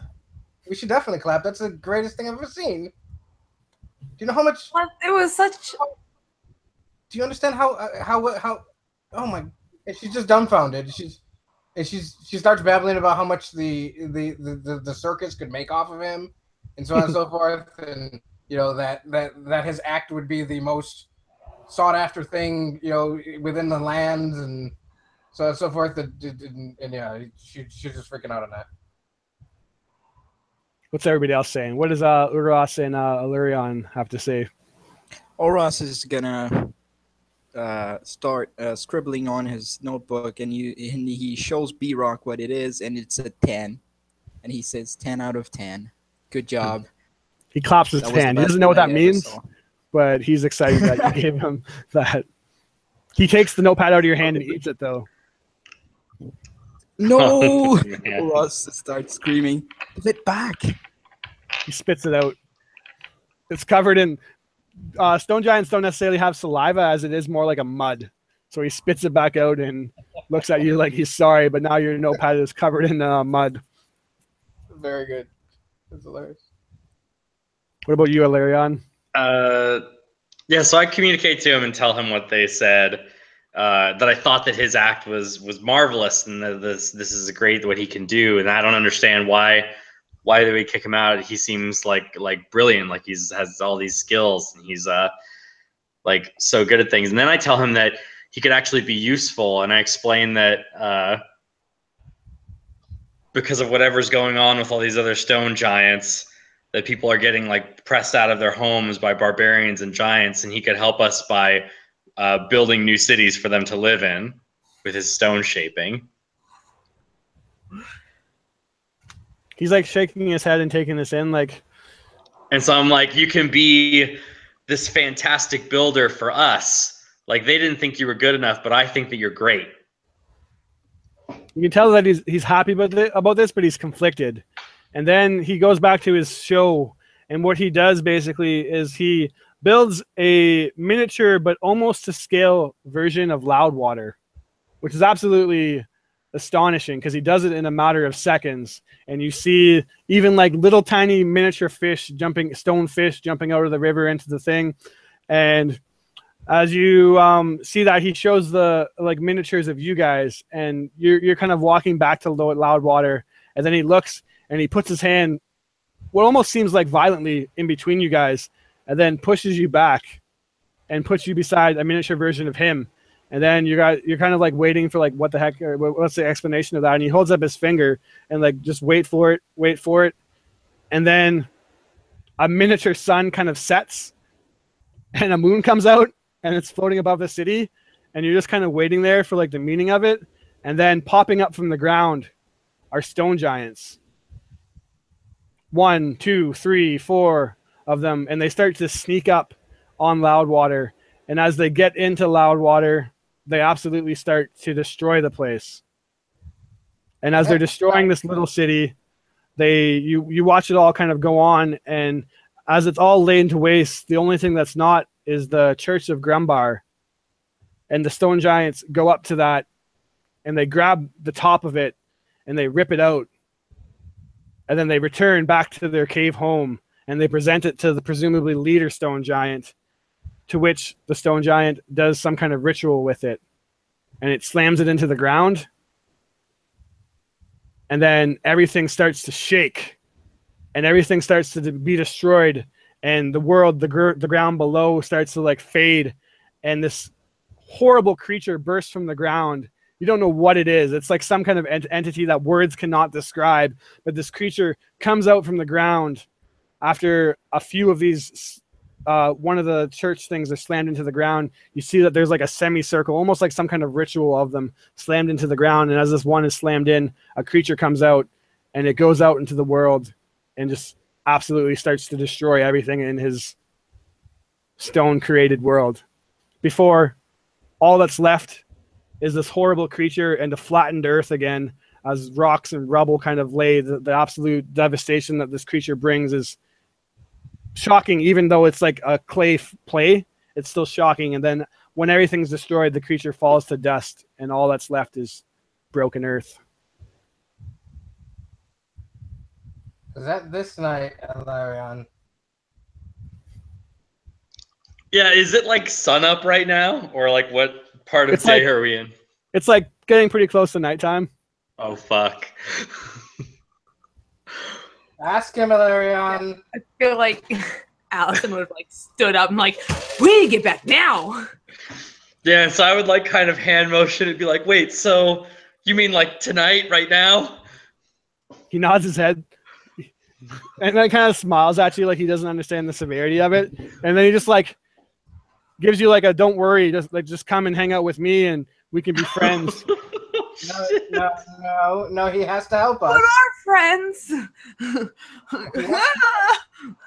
We gotta go. I tell him we can't be friends like right now. Like we're friends, but we can't stay here. We have to go help. Like, and you should. I try and tell him to come with us. No. Help us. Wait. What you're going to tell him is that he will be the hero of all of the entities on this plane besides the stone giants if he helps us. Yeah, and he'll find that acceptance. giants helping that creature. Don't they know they're going to be destroyed too? Just mind blown. Marching back. Do you know what we need to do right now? We need to get as far away from Loudwater as we can and let someone that knows what they're doing take care of it. Because did you see what happened? Did you see what happened? And I tell Alurion to tell B-Rock to replay kind of the part where the creature eats everything. So I say that will happen.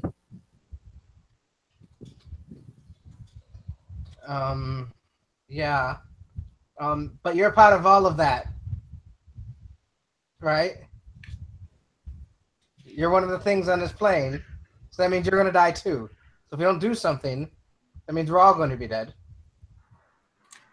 It's probably the smartest thing you said all day, Lytrix. Shut up, Allison. Well, but I'm not gonna die here. Come on, guys. You can actually think that the four of us and him, I point to B-Rock, are going to face all of those stone giants. So my plan is take the gold and run off away as far as we can. We live a good life. That's not going to solve the problem. The problem's just going to escalate if we continue to let these giants, like if we don't try to stop it now. I'm going to. And during this time, like Allison's now like feverishly writing on paper and like ripping off these notes, like hurry back to Loudstone and whatnot, and like tying them around Gigi. And she's gonna be like, Gigi, go out and see how many party people you can find to be like, go help.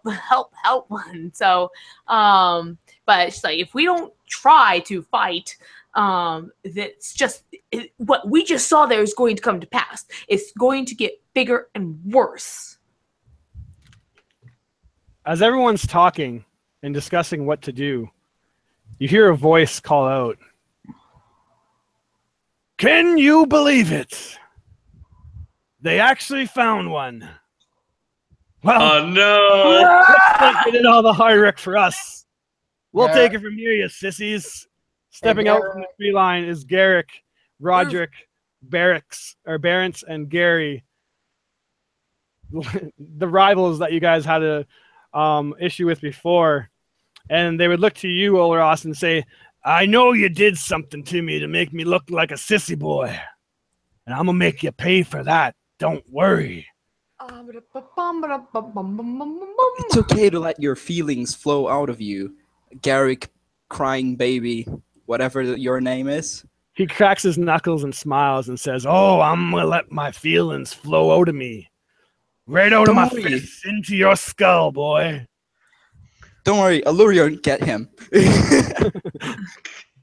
Hold on, we don't need to fight. I mean, you can beat him up later if you need to, but there's more important things that are going on right now. Yeah, like me taking that giant's head.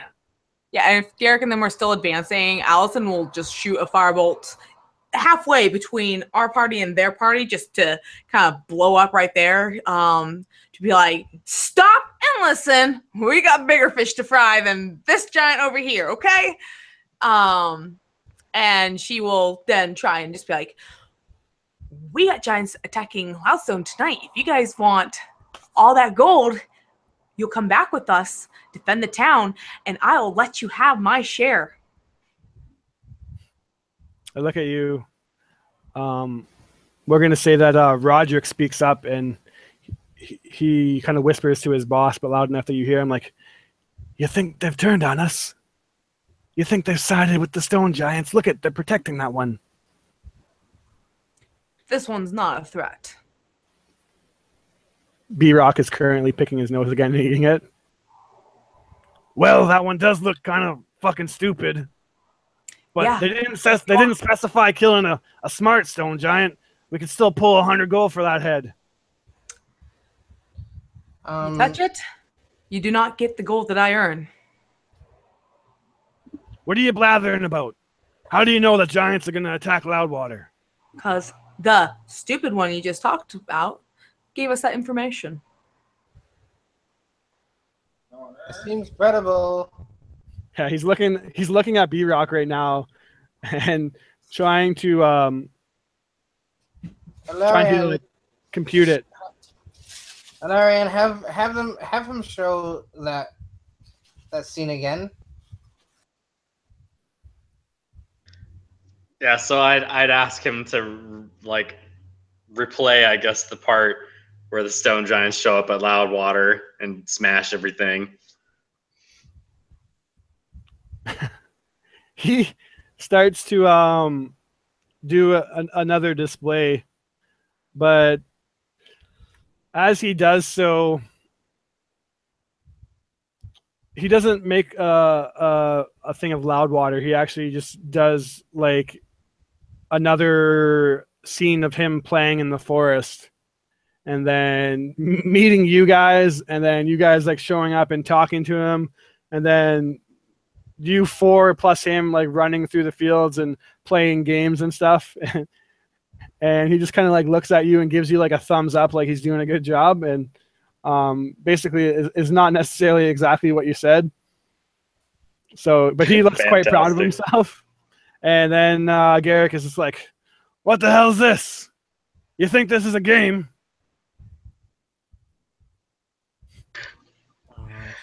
No, look, he's like a young or like an infant stone giant. I don't know, but he's told us they're attacking Loudwater tonight. We have to get back there. I'll make you a deal. We take that one with us. If there's no giants, I chop off its fucking head and take the money. If you're right, and this stupid fat stone giant has ratted out its friends, well then you can keep its head, and I think I'll have many more. Deal? Okay, but we'll have to wait through the whole night. And I'm pretty sure they're coming tonight, but I might be wrong, so we have to might have to wait like multiple nights, but no, they're coming. You got one night and one night only, and then this giant's head comes off. Fuck. We're not going. All right, fine. We'll talk about the specifics later, but we're good for right now. We'll all go back. It'll be fine. Holds out his hand. Do we got a deal? And he holds out his hand to shake it. Wait, hold on. Matrix makes mage hand and shakes his hand with the mage hand. In the flesh, I don't deal with this sorcery crap. Yeah, well, that's the only deal that you're going to get of a shake today, my friend. So, the deal is going to be this. You're going to do what you said. There's no reason for shaking of hands. My hand is like a baby hand compared to yours anyways. So, I don't know what that would even mean. You keep your word, and I'll have the stone giant not step on the four of you. Is that an intimidation I hear? No, it's just I don't know if this is the route you want to take.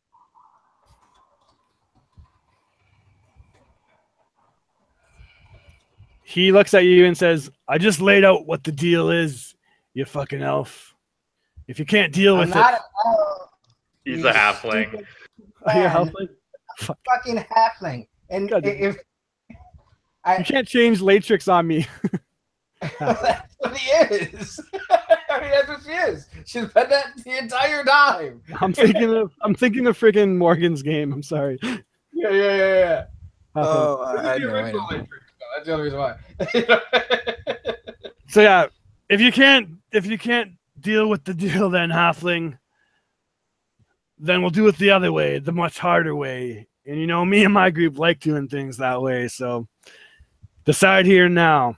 We go and save Loudwater, and if you're right, then you have nothing to worry about. Right.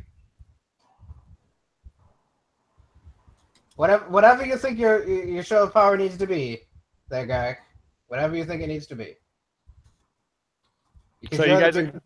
you're the big cool one around here, and we're all so enamored by Garrick all the time. You're not the only one that's enamored by me. He tries to like repeat what you say. Yeah, it's because your prowess is so large, and you make us all so interested in everything that you do. That's right. Now let's get on with it then. Now Boys. I was absolutely being satirical to him. You know what I mean? So He doesn't catch it. He thinks that you're just like stroking his ego. yeah. God. Yeah, so Lurian would come down and say, enough of this. We need to get back immediately. And he would grab Garrick's hand and shake it. All right. You'd hear him say, all right, boys, tie that thing up so it doesn't get away. No. And they would pull out ropes and start going towards B Rock, and they would Allison's like, really? Rope? No. I don't think that's a very good idea, Garrick. the rope is around, the lasso lands around B Rock's neck and is pulled tight.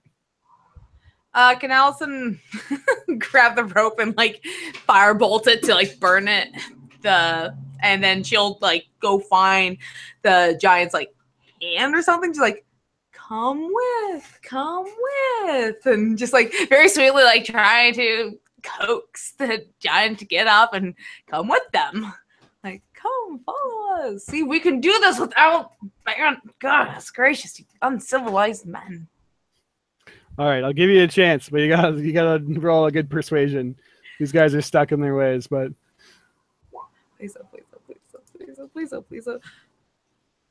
I have it? Where is that inspiration when you need it? Darn, these guys are stuck in their ways. I rolled a 4. yeah, no, they insist on securing it so that you guys can't trick them and the rock gets away. So it's either they're not being like violent towards it. It's just, I guess, probably pretty demeaning, I guess, but B-Rock doesn't really seem like he fully understands. Yeah, so I try and explain to B-Rock that these are like friendship bracelets. Okay, that deserves inspiration right there. Yeah. Awesome. And then it means that we're all good friends and we trust each other. B-Rock is into it then, and he follows you, and you can have a point of inspiration. Oh my gosh. Friendship bracelets. And you guys head to Loudwater. What's the plan once you get there? I'll say that it takes you until about pretty much nighttime, like sunset, until you get there. He's off on his own mission to find other parties. Encourage them to grab a piece of paper that says, hurry back, defend Loudwater, earn your gold. Yeah, what is Alros running away, or is he joining the party? They seem hesitant on going and getting themselves killed by stone giants. Well, Eros kind of stops for a moment. He looks at one hand, run away and become a farmer and live for like 2 days. Then apocalypse happens, or die by stone giants. Death by stone. And then he starts walking towards Loudwater. Perfect. Now, I'll say that it takes you guys until about sunset to get back to Loudwater.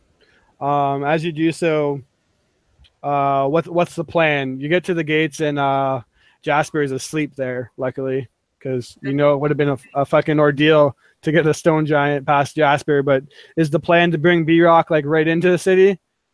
Because even though he's not the size of like a normal stone giant, he's still huge in size. So he's still like 15 feet tall. No, there's no way we can bring him in the city. Here, we can park him somewhere at the edge. At the edge of the forest. I mean, how close is the forest to where the city is? Fairly close. We'll say about probably 60 feet. Yeah, I say we park him at the forest edge. All right. No, we can't leave him outside. If another party comes and sees him, they'll fight him. It'll be this big ordeal. He's got to come inside with us. It's only safe that way. Derek says, you don't need to worry about that, boy. Jerry and Barrett's here will watch him. We ain't letting our prize get swapped up from us. Those two will watch. Us will go into the town and wait for this apparent stone giant attack. I was thinking that Livy might try and... Livy. I'm in the wrong character. Allison is going to try and stick out there with the giant as well, and like maybe even if the giant's okay with it, just like try. If he just, I don't know, like use him as a vantage point to be able to like look around. Absolutely. You can climb on top of him. He'll let you, now that he has a friendship bracelet that has cemented your guys' friendship. You're more than allowed to climb up on his shoulder and look around. While everybody else, so everyone's good with that, Allison and the two henchmen will stay back with the giant. Everyone else is going in town. Yeah. All right, so you head back through Loudwater, and a lot of people are like trying to calm it down for the night, but there's literally so many people that there's like an excess of it. So like people are literally having to like sleep out in the streets, and you can't help but think back to the thing that B-Rock showed you of these giants coming in and just wrecking the place. And if they did that, how many people would truly get absolutely murdered in this, because there's just like hundreds of people laying in the streets. As you guys kind of sift through the town, stepping over people and whatnot, because it's literally at the point where people are like laying in the middle of the streets, you get to the high mansion of the High Lord Telbor. And it is a very beautiful iron gated edifice that has just no expenses were spared to make this build this place. There's a beautiful garden. As you walk up to the big door, you kind of see this gold knocker that you knock. A servant comes to the door and greets you, to which you probably obviously explain what you need to explain, and a meeting is arranged for Telbor, to which he kind of comes up to you and so you are the first ones back. Did you manage to snag any giant heads? Not exactly. No, we got a whole giant, actually. What do you mean? You killed it? It's quite tame and actually is friendly to us. Doesn't sound right. The stone giants I've heard of have been destroying cities. You want to know something? And there's more coming tonight. We have to evacuate the city. People will die. Everyone will die. We have to get them all out of here now.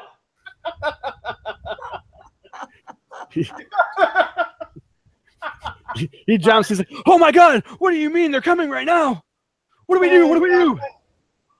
Apparently, and that's the prophecy in which it's told us.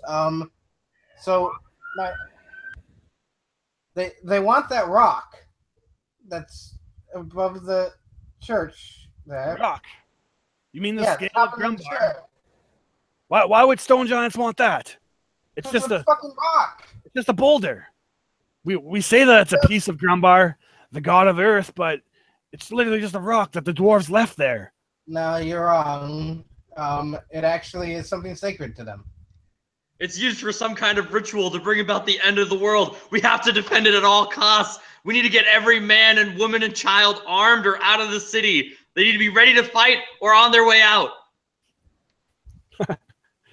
And every time you start to like basically get excited and panicked, he matches you with your Panic, and he's just like he's buying into it. Like he's absolutely like, oh my god, we got to get out of here. I got to get out of here. Like I'm not ready for this. I can't defend against a stone giant attack. I said that we could, but I thought it was all just rumors, and I thought you adventurers would take care of it. But if they're coming to attack Loudwater, we can't defend. My captain guard's a drunk asshole. We got to run. Let's just go right now. I'll pay you 500 gold right now if you just take me out of here and protect me. Damn it, Telbor. We have to defend the city. I've got this. I'm gonna go talk to my boss, who's actually your boss, isn't it, Talbor? What do you mean? I'm the High Lord. Nobody's my boss. Right. You're trying to tell me that the Zalborg didn't put you in power? What do you mean? I earned this position. I'm a nobleman. Yeah. Oh, okay. Yeah, you did. You're right. I'll be back. And she does go off, and she goes and talks to her contacts and explains the situation to them. And I'm assuming that they're very interested in saving the city because they run the city. Yeah. So is anyone going to follow her? Or are you guys going to stay with Telbor? Oh no, she's going by herself. Okay, so she goes by herself. What's everybody else doing then before we address that? So I would stay with Telbor and quickly like come up with a plan to get everybody like moving and either evacuating to the city or taking up like guard positions. Okay. Anybody else want to do anything? Well, Oros is gonna use his ring of jumping and get to a high point just to see if any giants are coming. Perfect. So we'll say that with the kind of panic, wait, what is the plan to actually get everybody else, first of all? Because this could just go very horrendously if the plan is just to run down the streets screaming that the giants are coming. Okay. Giants are coming, and giants are coming. I mean, that's kind of the plan. Oh, Jesus! But Oh, basically, that for those who like get people out to like spread out through the city and tell people like for those that can leave, like head to this nearby city that you can go to, or if you can't, to hold up inside of that is it the cathedral you said? Okay, so the nearest city is a 6-day journey because all the surrounding cities have been destroyed. Oh shit! Is there anywhere we can hide a bunch? No, we can't hide a bunch of people. There's too many people. Wait, what if? I know she's not there, but what if B-Rock can he was molding and shaping Earth? What if he made a cave for everyone to hide in? It's too late for that. He's on the outside of the city. We gotta get in the streets and yell at the giants are coming. All right. I come up with the plan to tell everyone to move to like one part of the city, and we'll try and defend them. Okay. And maybe get some volunteers. Who wants to help? So, yeah, that doesn't go too well. yeah. Once you start to say that the giants are coming, panic does start to quickly sweep across the city. It doesn't take many people to realize that there's way too many people to conjugate in one area, and that would just basically mean they're sitting ducks. No one bought the Telbor story that they can defend the city. The city is basically helpless. Even the gates themselves are like more like flower beds than anything. So like panic is quickly sweeping up over the city, and if you guys don't get ahead of it, it's just gonna like literally be a full-on like mosh of people just running, trying to get anywhere. You already see people starting to try to like hoard on towards the riverboats and sail down, but it's already getting ugly really quick. You're seeing like women and children being thrown aside so that people can like jump on the boats and get away. If you don't get ahead of it quick, pretty much the city is going to turn into all-out chaos, and as everyone tries to fend for themselves. While you guys think about that, we'll bolt over to Latrix, who's talking to her Zentarum associate, and basically you relay the information that your friends are currently with Telbor working on a strategy on how to properly defend the city, and it's at that point that you hear someone running down the streets the streets screaming, "The giants are coming! The giants are coming! Run before we all die!" To which your friend looks and says, "Is that how your friends are dealing with the threat?" No, that's how Ilarion is probably dealing with it. He's an idiot. I can't help it. I'm sorry. You're the one that tasked me to be with them. Because you thought I don't know what you thought. But anyways, my best thought is this, is that if we were to get with the giant in which we have befriended, it may be able to make a like hiding area for all the people. I believe that you should show the force that you really are the driving force of this town. Because if we don't, it's going to turn into utter chaos and madness further than it is now. I think that's a sound plan. We certainly should get this giant you speak of. Can it be trusted? Absolutely. It is quite tame and docile, and quite friendly, actually. I've never heard of a docile stone giant. The only ones I've heard of throw boulders at anyone that gets near their caves. And I understand that, but this one has been cast away and is a traitor. Like, sure. You can use a traitor. I don't believe it's a traitor. I think it's a pacifist.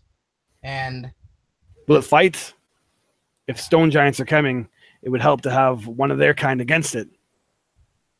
Maybe you can dig this hole and help us fight. I believe it would protect us. Yes. All right. Well, the city's already going to shit because of your friends. So you're right. We got to get on top of this. And the Zentarum basically come out from the shadows, and they are a very highly organized organization. So they quickly sweep to the streets all the people that were basically under the aliases of merchants and fishermen and whatnot, basically head honchos of the city, but no one really knew that they were anything more than just owners of businesses. But they quickly come out and basically admit that they're part of the Zentarum and that we run the city, and that if you want to live, to calm the fuck down and follow us. Yeah, calm the fuck off. We got a real plan, and it's not just madness. Hear us out. You eventually come back in contact with Ilarion, Uras, and Allison, and Garrick and all them, as they basically, the city's starting to be contained, but there's still a couple people running around chaotically. Basically just people that don't care and are just trying to get the hell away from the city as quick as possible. But as you guys come in contact with each other and explain the situation, is there anything you want to do before you head outside to B-Rock? Actually, hey, Garrick, we've been tasked with a thing to do. We've been told that every one of the traders that are running away are worth 10 gold. So if you wanted to go hunt them down and take care of that, that would certainly be enough to pacify your interest. What? That's not real. That's a lie. Don't listen to him. He kind of smiles anyway. He's like, "Do you take me for an idiot?" I cast silence on Ilarion. Do you not realize that I swindled Telbor into doubling the payment on the giants? That stupid idiot's going to give me 200 gold for each giant head I bring back. I could care less about 10 gold. Let them run. Let the cowards run. That's more giants for me and my men. Yeah, but there's 100 people that are running away. Do the math. They can all rot for all I care. I'm going to be rich after I kill all these giants. You don't know math, do you? He shrugs. I know what makes my pockets bigger. Okay, well, you side with Telbor. We'll see how well that works out at the end of all this. You go ahead and do that. He nods. Try not to get squished, you stupid idiots. and then him and his gang kind of go back to where they actually, I guess you guys are heading to the same area, so they kind of walk with you awkwardly. Well, Elros whispers, try not to cry." He says, "What did you say, you little shit?" I said your beard looks magnificent today, Oh, thank you. Mr. It's a new Garrett. oil I've been trying. You guys walk out to B-Rock, and he's sitting there with Barretts and Gary and Allison. I'm imagining you quickly explain the plan to him that he's going to dig like a big cave. Yeah, I tell him that he needs to make Brilliant. a secret place underground to keep all of his new friends safe. And as you explain to him like how many new friends that he has, he is he's pretty excited because that was his dream, is to have a lot of friends.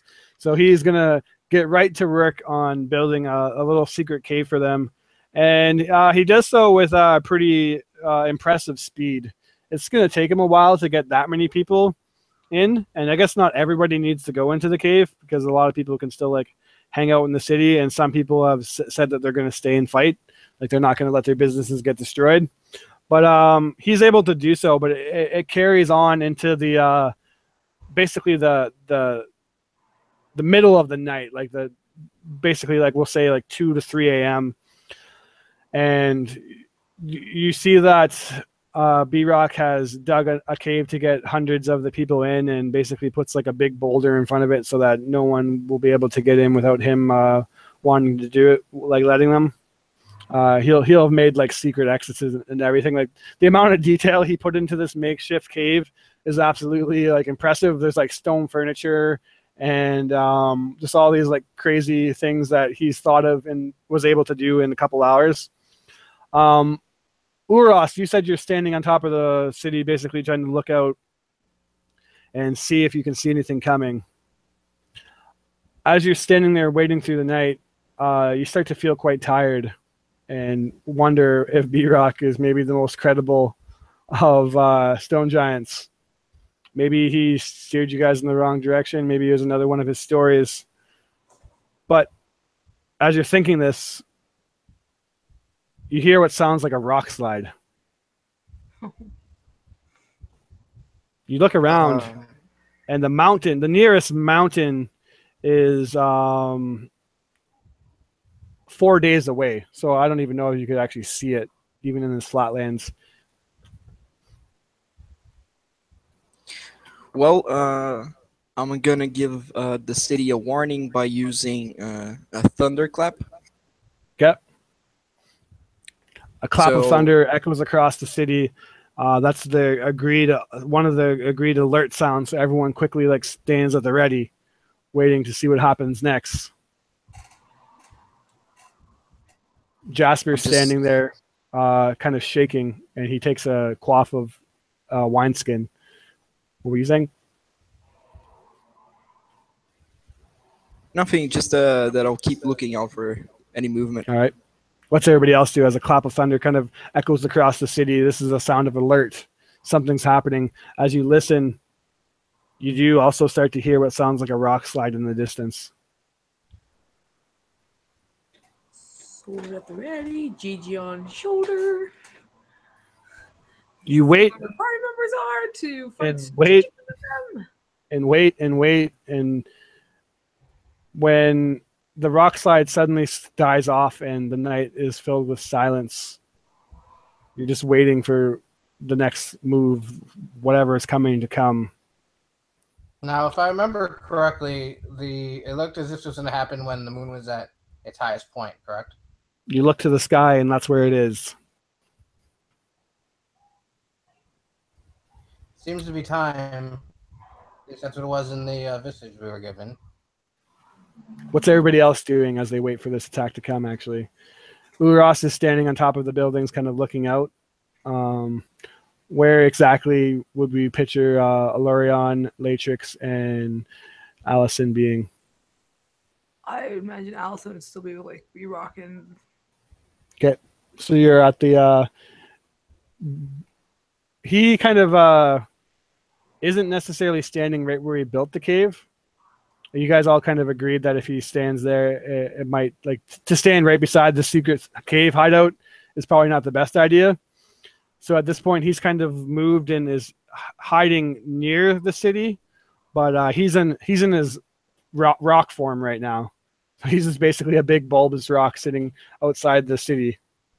And as you're kind of standing there with him, you would see that the face is superimposed on the side of the rock, and it winks at you, and then disappears again. Cool. He still has the rope tied around his rock, even though there's no more head to tie around. He still has the lasso tied there. It's just kind of like sitting on the big rock form. What about Alorion? What are you doing? I guess I would be going around the perimeter of the city, kind of anticipating the attack. All right, and Latrix? Latrix would be with the heads of the organization, making sure that we were everything was going to plan. Perfect. As you're patrolling the outside perimeter with a couple of able people, Lurion, you hear something kind of shift in the distance. You kind of call a stop and point to where it comes from, and as you stay there, you see a shape, and then you hear a loud growl.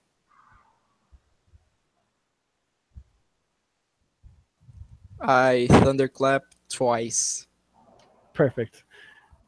Alurion, what do you do as you hear this growl? You hear the clap of thunder above you as Uros has also seen it. I tell the men that I'm with that we need to get back inside of the city and kind of group up with wherever like our battle lines are and prepare that it's coming right. They quickly start to stumble to do so, almost in a panic, because they hear this growl and they see a light shape kind of stand out in the forest line.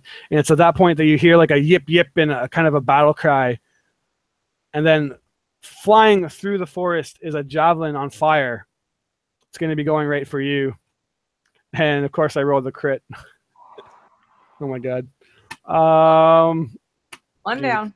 With 3 to go. 11 damage as a flaming javelin lands right in your quad.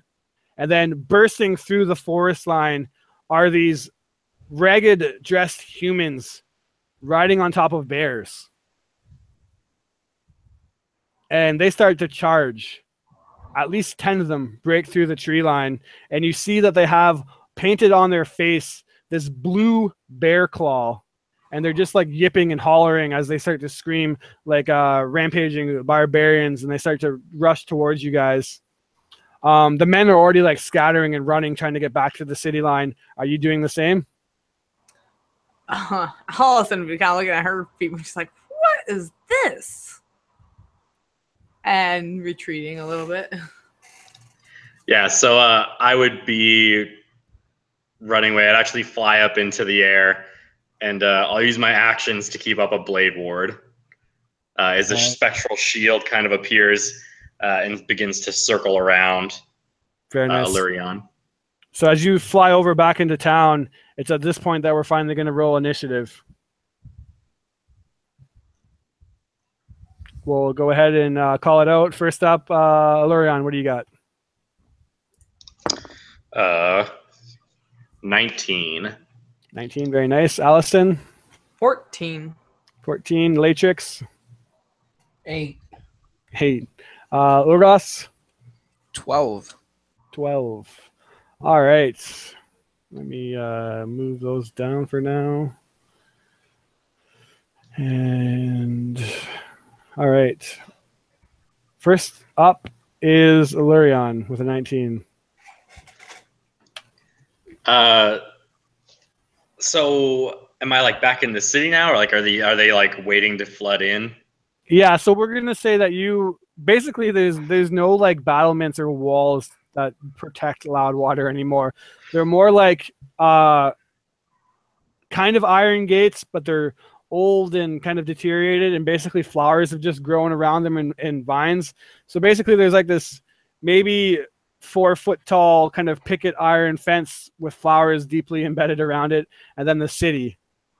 So like it is literally like probably the worst place ever to defend. How wide are the gates? Not even wide at all. Like we're talking like little poles, basically. Oh, okay. I mean, like the opening, that like clear opening where the gates are. Oh, Like okay. 10 feet. Yeah, we'll say 10 feet. Okay. So Illyrion is going to post up, I guess, maybe like 40 feet away from the gates. And he'll put his hand in front of him, and a very nice glaive appears in it. Actually, I guess spear makes more sense. Glaive is 2 hands. So yeah, spear appears in his hand. It's very nice with like lattice work in it. And he begins twirling it around as it goes faster and faster, and then emits a tornado of wind toward the front gates. So he's casting Gust of Wind.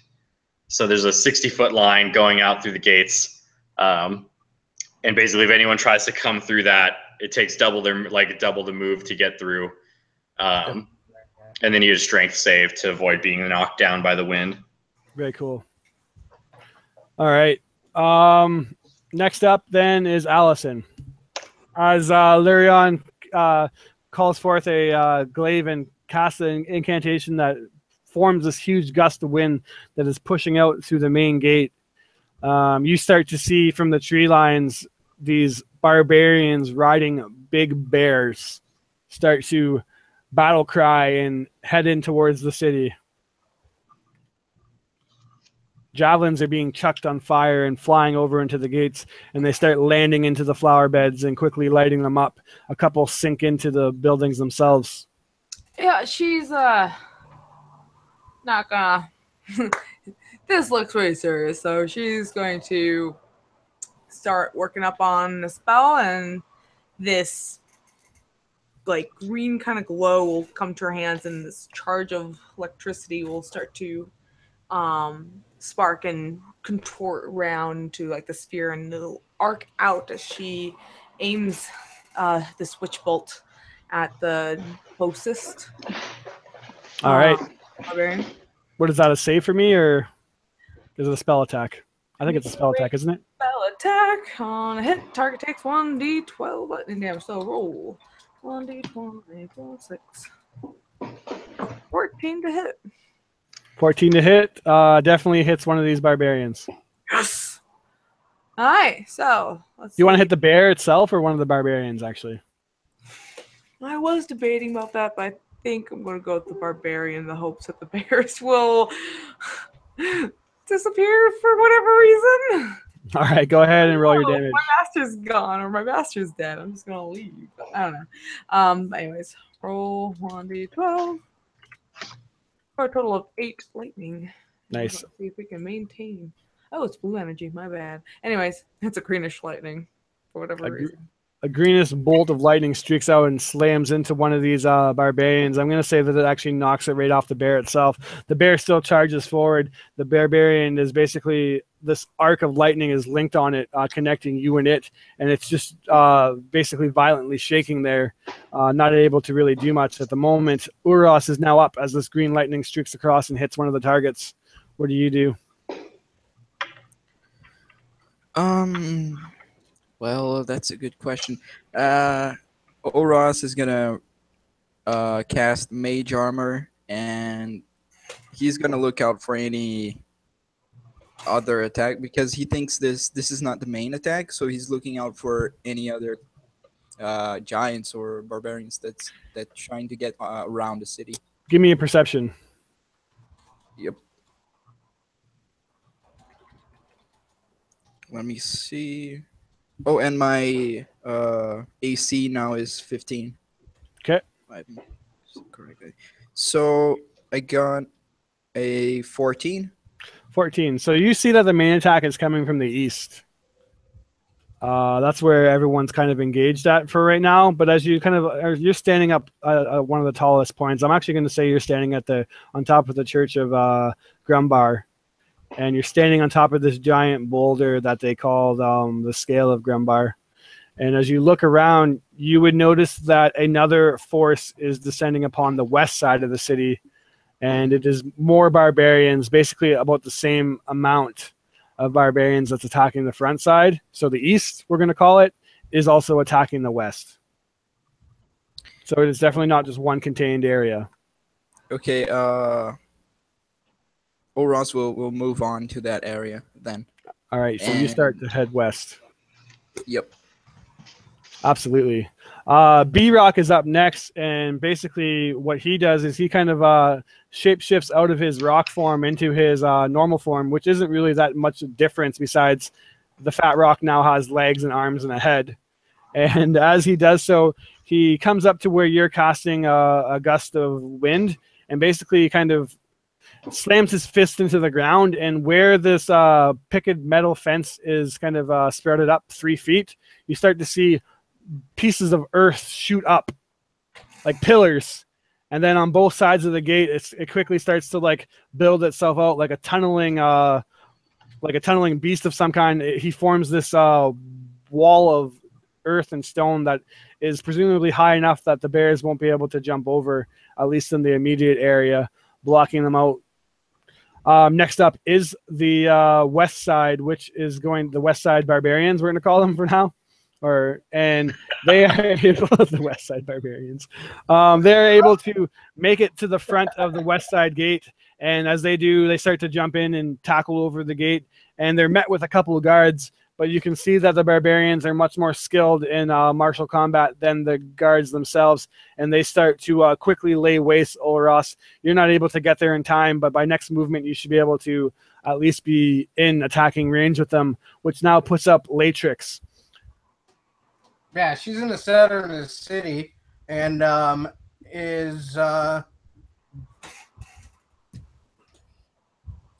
she's going to brace for the attack that she knows is coming. Okay. Are you west or east? You've seen Olros darting off to the west. I'm assuming he would say that there is more coming from that side. Yeah. You know that Illyrion and Allison and B-Rock are currently defending the east side. Yeah, so I'd go towards the west side. All right. And are you readying any actions in particular? I would like to ready... Yeah, Dissonant Whispers for the first person that I see. Okay. Next up is the force of guards, and what they are basically doing is what you'd expect, trying to hold off the barbarian force that's coming. I'm going to roll a couple attacks while they're basically while you guys are doing your turns, and I'll tell you how that goes. But that takes us to the top of the initiative where Illyrion is back up. And so can I not see any of them right now? Yes, you can see pretty much the entire force. So they're traveling in packs of 5, and there's about 5 different packs. So about 25 barbarians coming your way. Wonderful. Wait, there's 25 on my side. Yeah. Fuck. Go run to your death, Valerian. Go run to your death. I should also mention, though, that the force of guards in city that you have is at least 100 strong as well. So it's not like you 4 versus 50 barbarians. Okay, good. You're screwed. All right, so Illyrian lets go of the glaive as it continues spinning in the air in front of him and summons a giant hammer, a maul, in his hands with a burst of fire coming out of the back as he spins around and kind of golf swings and lets the hammer fly off. It whirls through the air towards a group of these 5 barbarians and explodes in fire as it hammers down into the earth in front of them. So I'm casting Fireball, and they all make death saves. Or deck saves. Sweet, sweet, sweet. Death saves, yes. But might make death saves. Depends on how much I roll here. I think it's right. 8d6. I am going to say that none of them rolled higher than a 10, so I'm going to assume that hit. Yeah, that's full damage. So it's 10, 26. 26. 26. All right. And that's a 30-foot radius, right? Yeah. So I'm going to say that you're easily able to encompass a whole group of 5. And that absolutely roasts pretty much the front line. The bears are still alive and kicking. Actually, let me just double check that. Pretty sure they are. Yes, they are. But the barbarians themselves are absolutely roasted and destroyed. Basically, just ash. As one entire force of barbarians has been destroyed. Allison, you're up next. Awesome possum. She is obviously going to be maintaining that witch bolt and such, and so I'm going to see if she can do another D12 to it. All right. The guy stands back up, and he's standing, but he looks like he's struggling to even get back up. And you don't even need to. You just do the damage. Yep, and it's just 3 points this time of lightning damage that courses through. I believe that is an action to maintain it, right? Correct. All right, just making sure.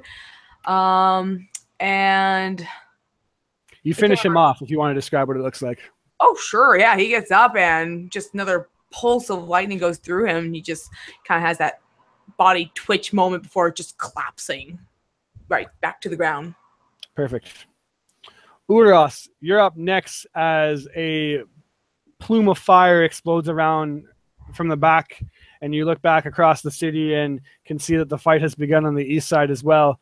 But now you look over into the west, the Blue Bear barbarians are attacking.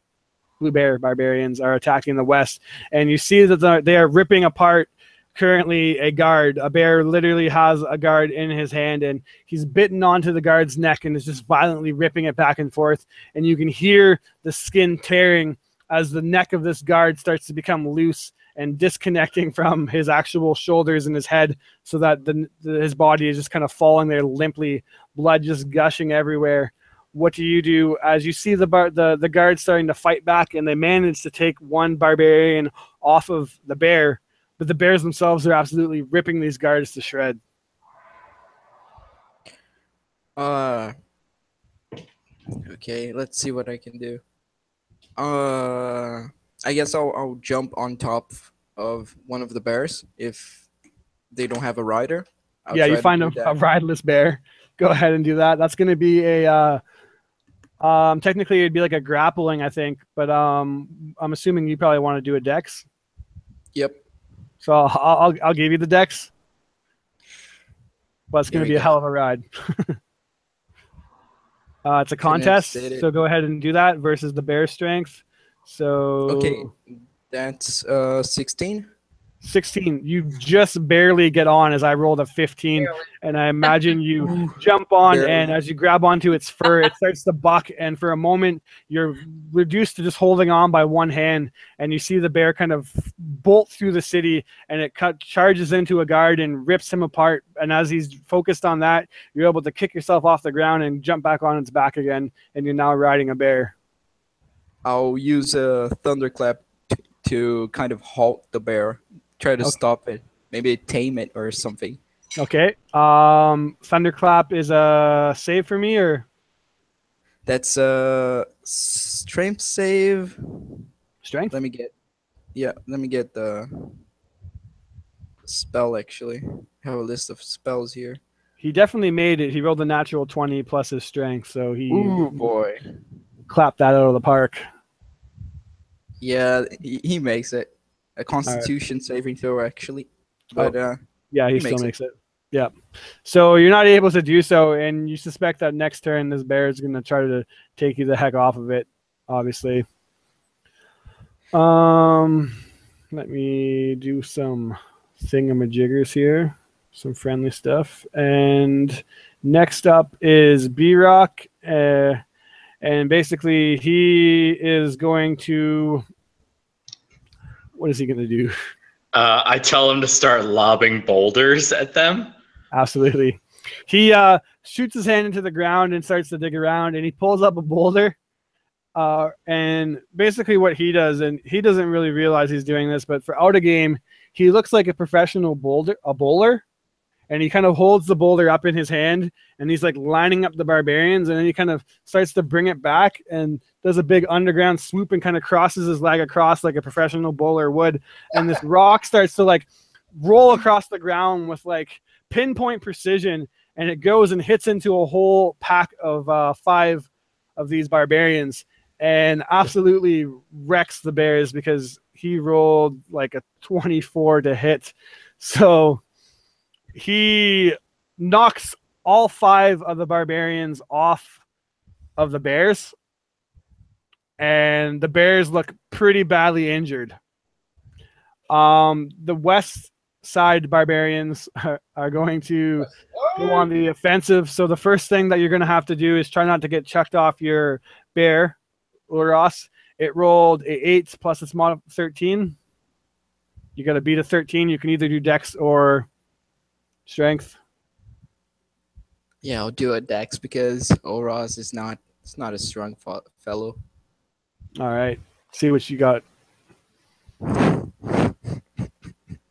That sounds like a laugh of getting bucked off the bear. That sounds, yeah. Yep. Yeah.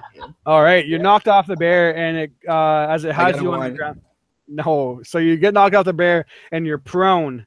And as you kind of look around to see where you ended up, you don't see the bear, but then you feel something drip on your face. And as you kind of tilt your head fully back, you see that the bear is right above you, and its blood that it just ripped from the guard's throat is dripping onto your face, and it's going to make its claw attack and bite attack on you at advantage. So it hits both times, and it does a total of, yikes, 22 damage. Ooh, boy. Oros is thinking about that farm and how he could have been happy for like 2 days. I just rolled max damage on 2 of the 3 dice that I could have rolled. I'm sorry.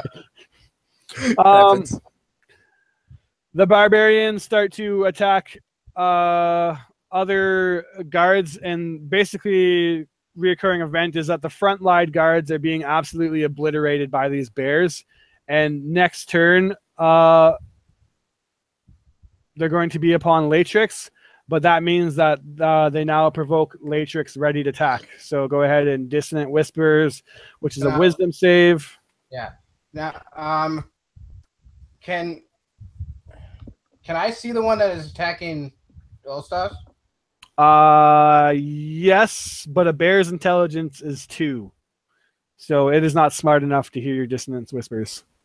Yes, it is not. You're correct. So, all right. You would see a barbarian that was once riding this bear starting to come up with its javelin, and basically as the bear is just absolutely tearing into Oros, and it is a hideous sight to be seen, you see that the barbarian has its javelin ready, and he has it held, and he's about to stab Uros in the head, presumably finishing him off. So you can act to that.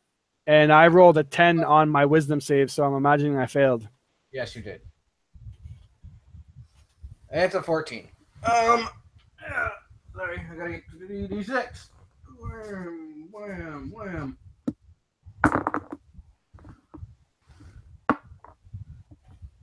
And that is 6, 9, and 4, 14.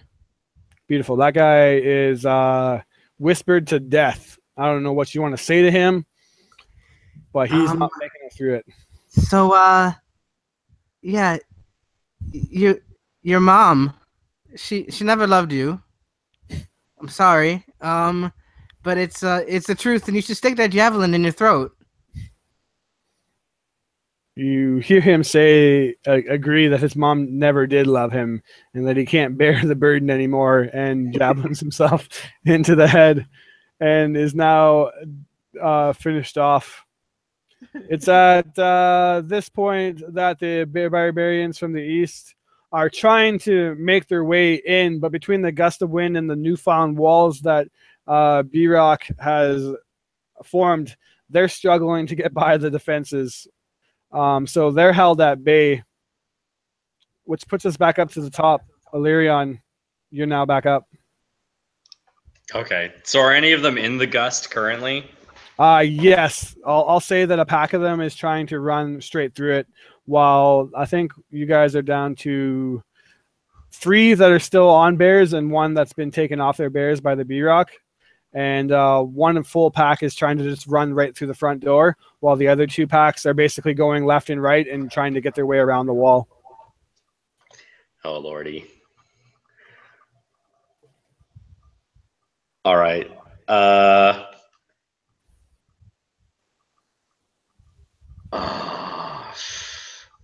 All right, so I guess I'll just stand there and keep them in the gust of wind. For my action, I'm Okay. gonna dodge. Sounds good. So I'm gonna attempt to use the wind to kind of like help me not get hit by these javelins. Hopefully. All right. And as you're basically focusing on that, you're kind of looking at these bears and these barbarians that are riding the bears, and they just look like they have a ferocity in their eyes. But then, as they're just basically slowly making their way through the wind, and you're just focusing everything into pushing them back, you notice that there's this really large tree standing in the middle of the road.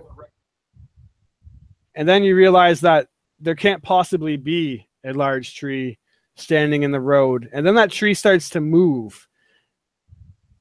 At least 20 feet tall, you see a dark-skinned, almost rock-looking humanoid. Its eyes are sunken black. And you see that it has a large boulder in its hand. This creature is over 60 feet away. But you see it arch back this boulder that it's holding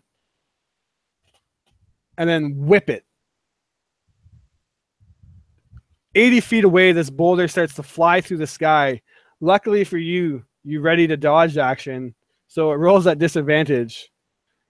But potentially unlucky for you, I can't remember your AC, but I rolled a 12. I think your AC is pretty low. No, wait, your AC is high. Your AC is 16. Describe what it looks like as this massive boulder just barely misses you because you readied your dodge action. You're on mute. Still on mute. Mubby. So yeah, for see the boulder coming through the air, and I just, oh shit. So I grab the glaive and kind of direct the wind up as I move to the side, and that helps to just barely push the boulder over far enough so that it lands next to me rather than on top of me, probably killing me. And as it hits the ground beside you, its momentum carries it forth, and it slams into a building behind you, pretty much instantly destroying it with one single blow. Next up, the west side folks are having a very similar occurrence as another stone giant has started to make its way from that side. And basically what this guy does is he runs forth, and he's much closer before you guys realize it. He steps over the gate with ease, this 25-foot tall creature. As you get close to it, you see that it really wears like no clothes. It seems like the stone itself, it has like shaped it around it to form some kind of rock armor. The rock armor is smooth and black, and the creature has no weapon in hand. But what it does is it rakes its hand across the side of a building, and as it does so, its hand starts to pass right through the stone wall, and it rips out from the building itself the stone that was currently holding it up. And as it's holding this rock, you see that the rock starts to shape and shift. And it sounds like rocks kind of sliding together. And as it does so, this great club is formed in the creature's hand. The building falls that it just reached its hand to and pulled the stone out. And it shape shifts a great club in its hand, destroying the building. It's going to swing at a bunch of guards. And in one strike, it pretty much diminishes, absolutely obliterating the force of guards on the west side. The city, from the west end, the city is now completely defenseless, and if you don't fall back into the heart of the city where more people wait, you face a stone giant and many barbarians. Allison, you're now up from the east. You just seen a stone giant huck a big rock and almost just crush Illyrion. The barbarians are still attacking, and I'm going to say that you're on the right side, basically where the wall ends that B-Rock made, and you see a pack of barbarians, 5 of them, about to come upon you. You and B-Rock are beside each other.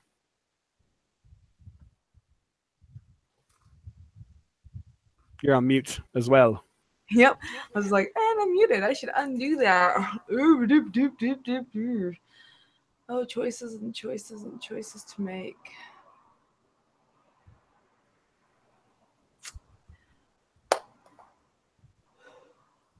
Oh, cool. That makes a cone. Well, seeing that she has 3, are they relatively close to each other as they're coming in on her, like, kind of one front and on either side, and she can, like, kind of back up a little bit? Yeah, I'll say that 3 are definitely really close to each other, and 2 are a little bit behind. Okay.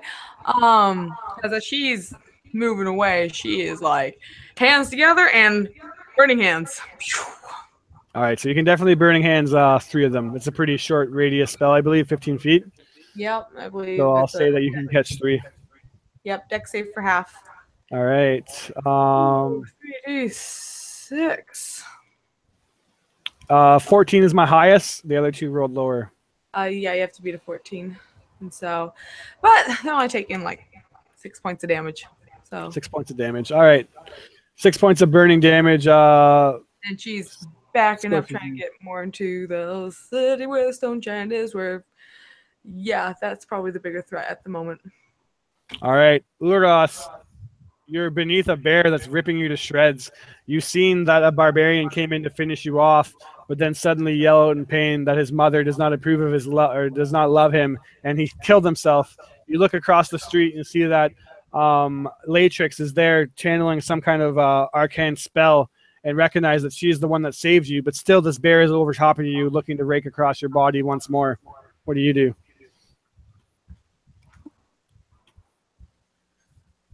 Ross is gonna look at the bear, and I presume that after he got bitten, he's gonna grab onto the bear, and he's going to use shocking grasp.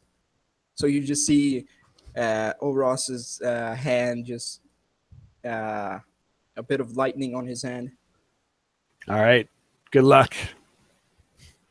Yeah, so that's Is the bear wearing armor? It is not.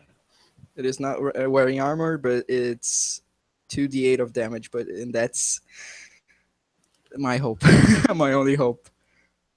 Okay, does 15 hit?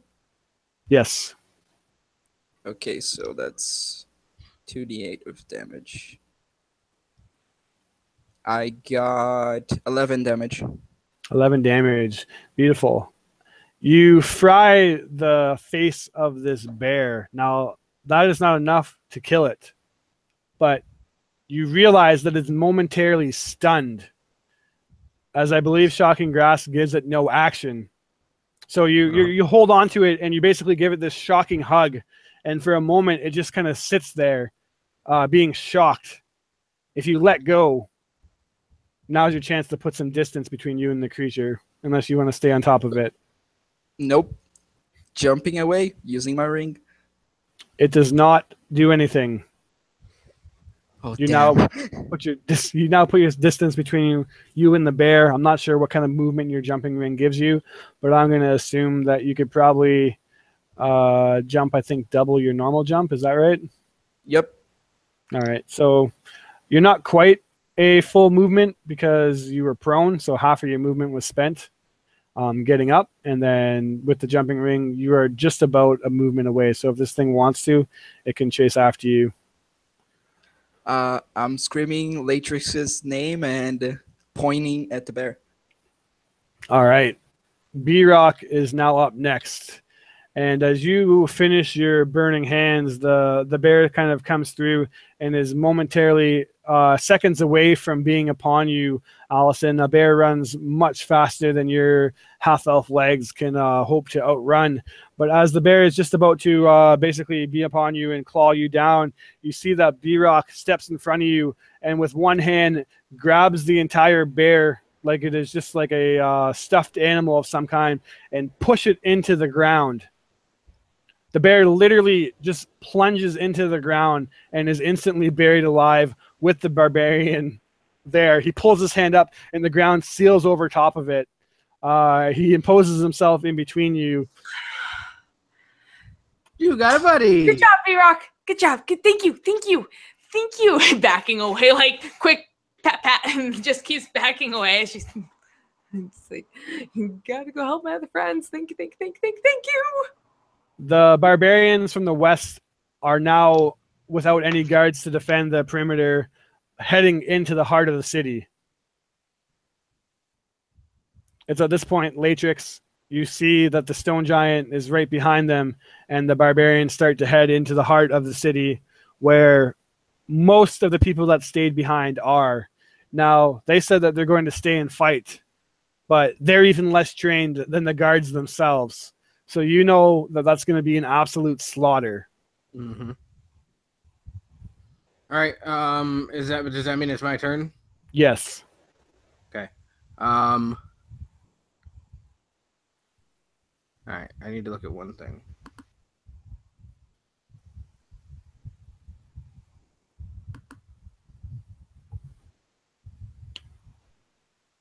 No, it's way more than that. All right. All right. She pulls the her citron off her back, and begins to play a little tune. Through my magic item here, I'm going to cast fog cloud all over the western side of the city, Gotcha. so that at least it can't see as well. So if it can't see us, maybe it can't hit us. I don't know. We're gonna try that, and I'm going to move more in towards the inner part of the city. All right. So fog cloud itself, I just looked, is a 20-foot sphere of fog. So it is actually above the fog itself. All right. So, but it still can't see. It still can't see the ground though. So. Right. I mean, how far? Where's that? I'm looking for the spell myself. Give me just 1 second. Come on, stupid machine. Centered. It's a 20-foot radius sphere centered on pointed within your range. The range is 120 feet, and the fog will move with the wind. Cast that all around its head. Okay, cool. It's on its head. Mm-hmm. Beautiful. All right. Next up is where are we? The barbarians from the east. Yeah, so they all need to make, if they're in the gust of wind, they need to make strength saves of the DC 14, otherwise they're knocked prone. All right. Pushed back 15 feet. Saved, knocked prone, and knocked prone, and pushed back 15 feet. So at that point, the ones that are pushed back and knocked off their bears are basically going to abandon going to the front gates and just realizing that you're basically too much. And I believe I missed doing that last turn. So I think I'm going to make the one guy that didn't fall make another save. Oh, I was actually wrong about the prone thing. Sorry, it's just pushed back 15. Push back. He saved twice. So I'm going to say now that he's been spending 2 turns trying to get to you, the one barbarian bear riding guy has made it, and he's at the front gate. The first thing the bear does is rear back, standing on its hind legs, and simultaneously the barbarian kind of jumps off and basically has flanked you. So the barbarian's on one side and the bear is in front of you on the other side. The bear comes in with a claw attack and a bite attack, rolling a 20 with its claws and a 14 with its bite, so only one gets through. I'm going to shield. You're going to shield. I'm going to shield. So as the shield just appears around me and deflects the strikes that come in. So my AC is temporarily 21. All right, beautiful. Now, Great Axe from the, or Javelin, sorry, from the, and he definitely misses. The bears that are trying to get to you, Aislinn, are now dealing with B-Rock, and they're all going to attack him. But while that's going on, I will say that the fight is continuing in the city now. If I'm gonna throw it to Corey because his turn's next. Describe me some cool scenic battling of the guards holding off the west end. Basically, they're in the heart of the city now, but due to some attacks, they're actually on the offensive side this time. So before you take your turn, describe what they do as I do some side damages to B-Rock and stuff. All right. So, so the guards have kind of postured themselves into a unit as they try and gang up like 4v1 against these barbarians. And even still, the barbarians just take their swords and hit aside the spears, killing maybe one or two. But as they do that, the other two are able to put their spears into them and take them down. Simultaneously, there's still people running through the streets and screaming. The people that didn't heed the warning and go into the safe place. As you see Magus pushing her apple cart down the street, and a couple of bear barbarians run up on her. A bear just topples over her apple cart and just rips its claws into her as she screams. And just blood flows from her neck as the barbarian reaches down. The bear moves its claws away, and just clean cuts off her head. Jesus. As it rolls down the street, covering the cobblestone in blood. Jesus. You killed Magus. Hell, yeah, I thought it'd be dope. So I did it. I had plans for my character to meet this woman later in game, and now she's dead. That's even crueler than I would have did. I gotta get you to describe it. But it's your turn now, and just so you know, B-Rock took 22 damage from the bears, but he's still not bloodied yet. So, but your turn's now up, Alurion. Poor Magus. Rip Magus. So I'm going to keep the glaive spinning in the air as I push my hands out to the side, and two daggers appear in them, but they're entirely blue and translucent, made of ice, as I stab towards this barbarian that's on my other side. Gotcha. So he makes a dex save. All right. DC 14. Dex save. He rolled a natural 1. Perfect. Dang, max damage. So he takes 12 damage as I just plunge these in. As a chill runs, he's just dead. You can describe what it looks like. Yeah, so the daggers just go into his sides as his eyes kind of open wide, and he starts to shake and tremble for a moment as he exhales, and a puff of cold breath comes out as the daggers are pulled out, and his body just shatters into ice. Super cool.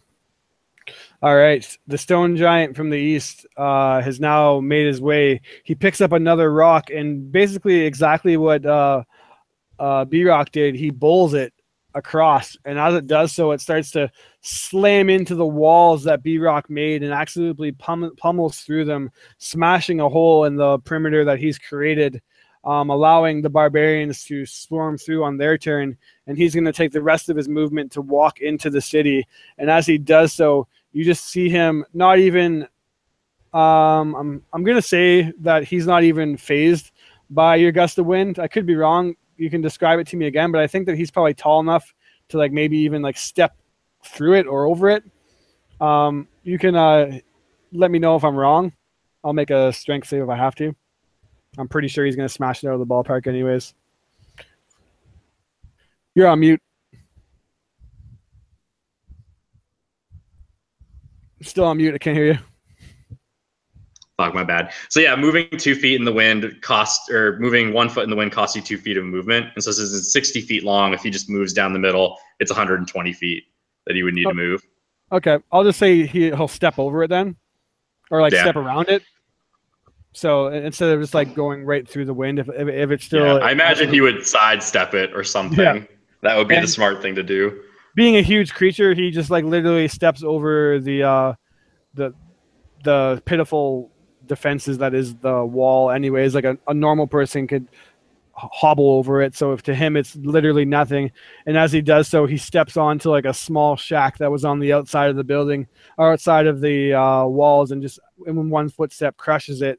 As he starts to head in, he doesn't even really seem to pay you attention, as he seems like he's on a mission. The stone giant in the west, which has a cloud on its head, is also just going to basically move through it. So 20-foot sphere, he can move. Let me see how far. I think for some reason giants still technically move not much faster than regular people. So yeah, but he's still easily able in one movement to get out of the fog cloud. And now that he has a great club made of the building in his hand, he basically just batter up, slams into another building that was basically like some kind of mercantile building, and crushes it, and isn't really paying attention to the fight going on either, which puts Allison up. You're on mute. As Allison is continuing forward through the city, trying to go after that stone giant, even though her head's just kind of going, what am I gonna do? What am I gonna do? That thing is huge. But she has a firebolt that she can send its way. And she will also make sure Gigi is near her, so that way, when it comes time, she can receive some aid. Oh, yeah, I forgot about Gigi. Sorry. Gigi, you can just go after your turn. Oh, that, like, I haven't had anything much for him to do because I haven't, like, put any spells on him, and I'm like, I don't really want to use him for aid yet. Yeah. Okay, firebolt. Well, in her haste and whatnot, as she's getting ready to send this firebolt out towards the stone giant on the pandemonium that's going on, she gets bumped, and her 8 to hit just goes wide. Oh yeah, it does nothing to a stone giant's AC. Unfortunately, as you miss this hulking creature, which is making its way into the city, that now puts Oros up, who just escaped the bear. Well, I rolled a 1 on the for the shocking grasp, so I'll have to roll the wild surge. Oh, nice! Fireball yourself. Perhaps, I don't know. Let's see. So you see Oros kind of running away from the bear, and you see his skin turn bright blue as he runs away. Beautiful. So you see this bright blue half elf running away and screaming. For my action, I guess I'll try to jump to a nearby building, trying to get myself to a high point. Yep, you're easily, with your jumping boots, able to basically parkour your way up onto a building that you would presume a bear couldn't get to. And I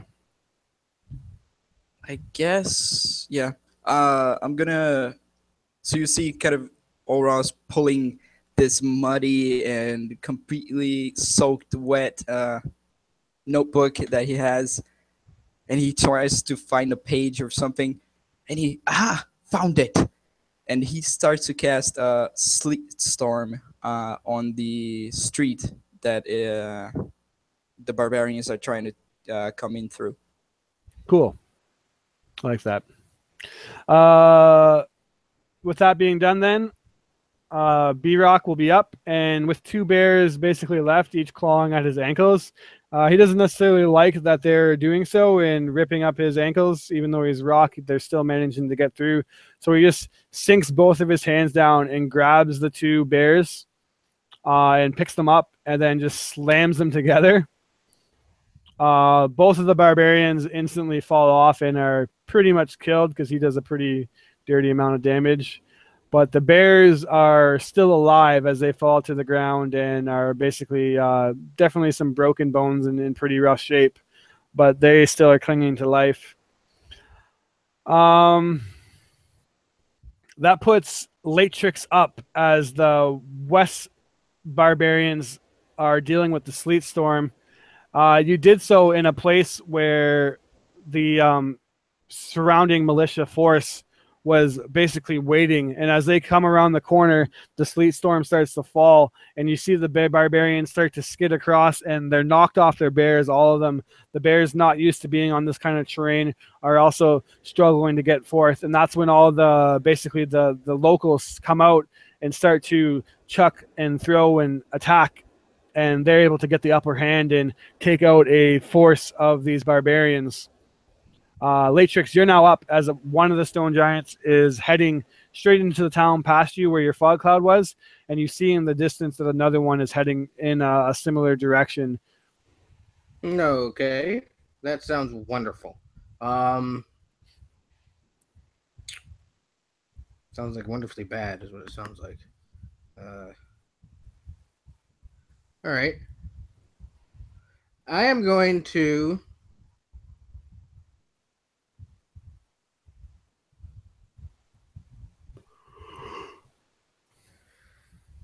All right. How far is that stone giant away from me? We'll say 40 feet. I'm going to cast Shatter on it. Okay, con save. Yep, and it is it's made 20 of feet. stone, isn't it? It is. It is made of It has stone, yes. It has disadvantage on the saving throw. All right, 22 is my first roll, and 15 is my second. And So it makes the save. you made it by 1, you D. You D! It has +8 to its con. Yeah, well, whatever. Some people are overachievers, right? Stone giants definitely are, apparently. Still takes half damage, though, I think. Yeah, I think it does. 7, 8, 10, 5. 5 mighty shattering damage is done to the stone giant.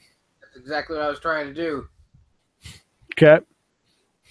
That's And then beautiful. I run again. Which way? In towards the city, away from and yeah, in towards the city, away from the madness. That's where the giants are definitely heading, just to confirm that you know that. Oh yeah, don't worry, I have a plan. All right. Barbarians from the east are now from the one side have entered in the city. We have one barbarian and just a bear. The barbarian's been finished. So the bear's going to go attack you, Illyrian, and he does a natural 20. Jesus. Fuck. And a 22. Today. Whew. So nat 20 is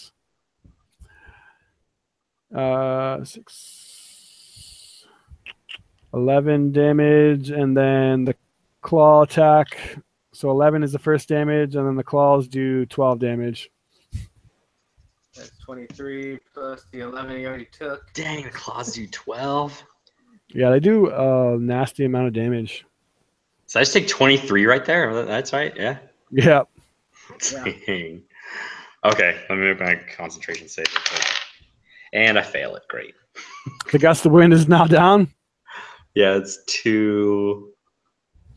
Yeah, I definitely fail that. So yeah, my gust of wind, the glaive just kind of dissipates along with the wind. The good news is that all the barbarians that were trying to get through the gust of wind have now given up anyways. So you basically accomplished your goal with the gust of wind, keeping them out for many rounds more than they would have normally taken. Like the west side is completely overran with them right now. They're just barely starting to get in at this point on your end. The two stone giants make their way into the city, and as they're doing so, they pay little attention to the attack going on, even ignoring the shatter that you did on them. It didn't even really seem to bother them at all. As they get into the heart of the city, there's like this last kind of defense of militia there, and as they see the giants come, you kind of hear them like call out like, they're here, we have to stand strong, we can't let them destroy our city. You see a couple of them throw like javelins and spears, and they just kind of like ricochet off the giant, and it doesn't even really seem to pay attention as it heads straight for the church of Grumbar. That puts Allison up next.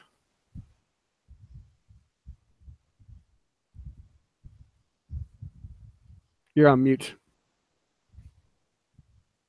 Thank you for that reminder. No problem. Allison's gonna try and be stupidly brave as she kind of marches up to the closest one. It's like, I don't know, would Gigi really be able to give much of an aid with something so large? Like, I don't think it'd really give her advantage, would it? I think technically, as per law, it does, but I also will tell you that a stone giant will have no problem absolutely obliterating your familiar. And Yeah. That's like the thing. Like, I can see her like marching. I'm like, you're just gonna stay here for comfort for my sake because holy crap, what am I doing? I don't know, Gigi. But here we go. We're gonna swing for one and then use an extra attack for another. And well, so she has +1 short sword that she's using. So first is a 20, unnatural, and for 10 points of piercing. And then when she goes around for a second, she rolls a nat 1.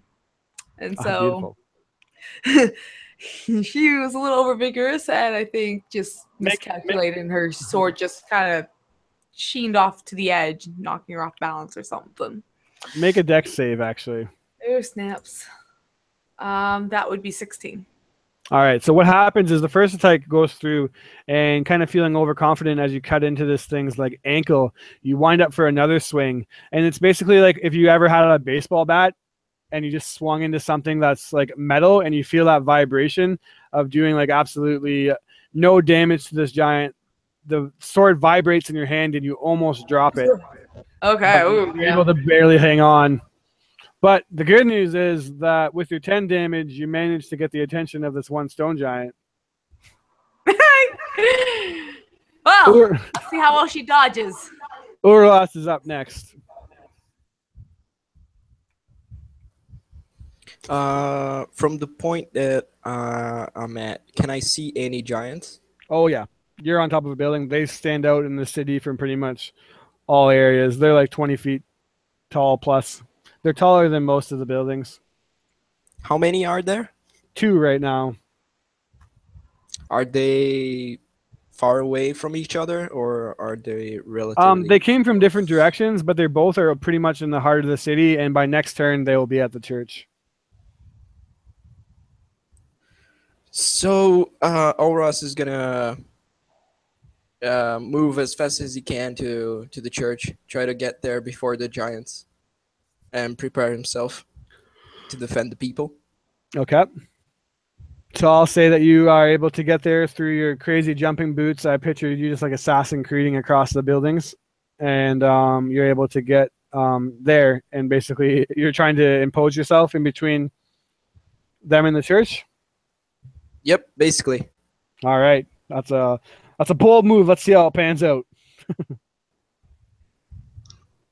All right, next up is B-Rock, who is going to make a couple attacks on those really injured bears.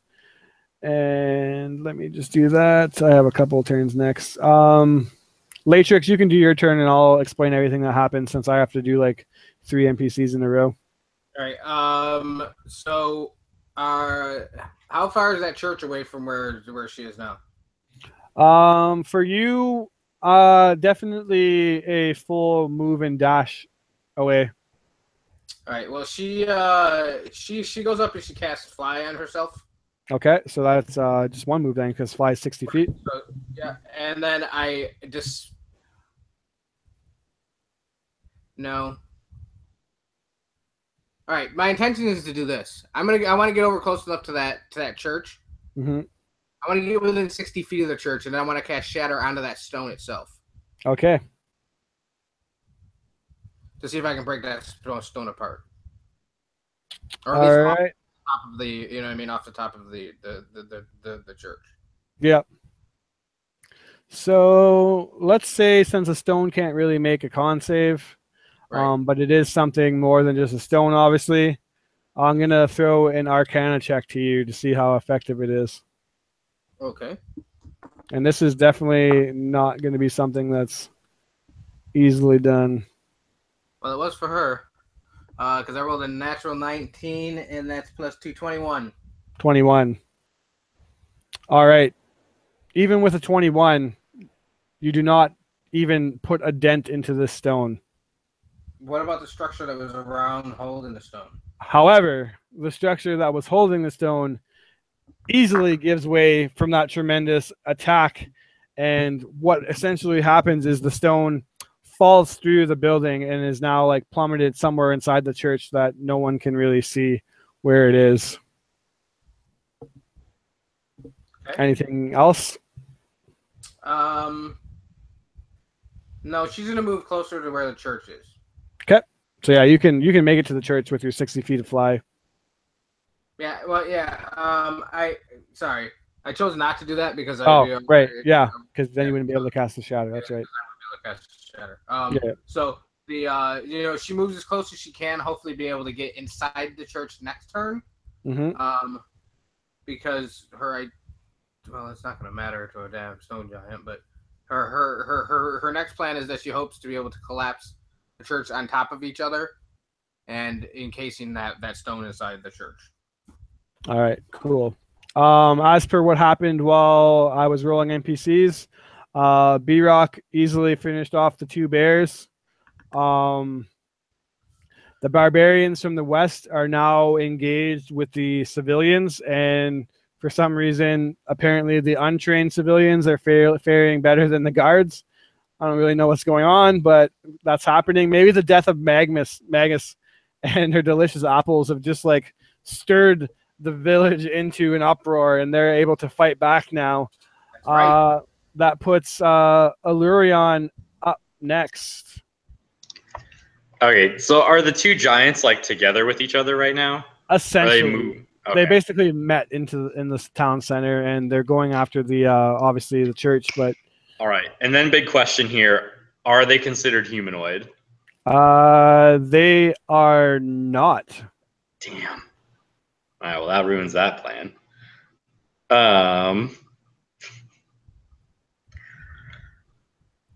Yeah, shit, giants are considered their own thing. I just double checked, but yeah, giants are not humanoids. They're just considered giants. That works. It'd be cheese if they were. Okay, so I'm gonna take out my spinning blade and cast it off to fly up next to one of them, the one that's closer to me, I guess, and have it use the help action. And then I am going to. How am I even do this one? So in his hand would appear a dagger just dripping with poison as he would throw it at this stone giant. So I need to make a spell attack here. Yep.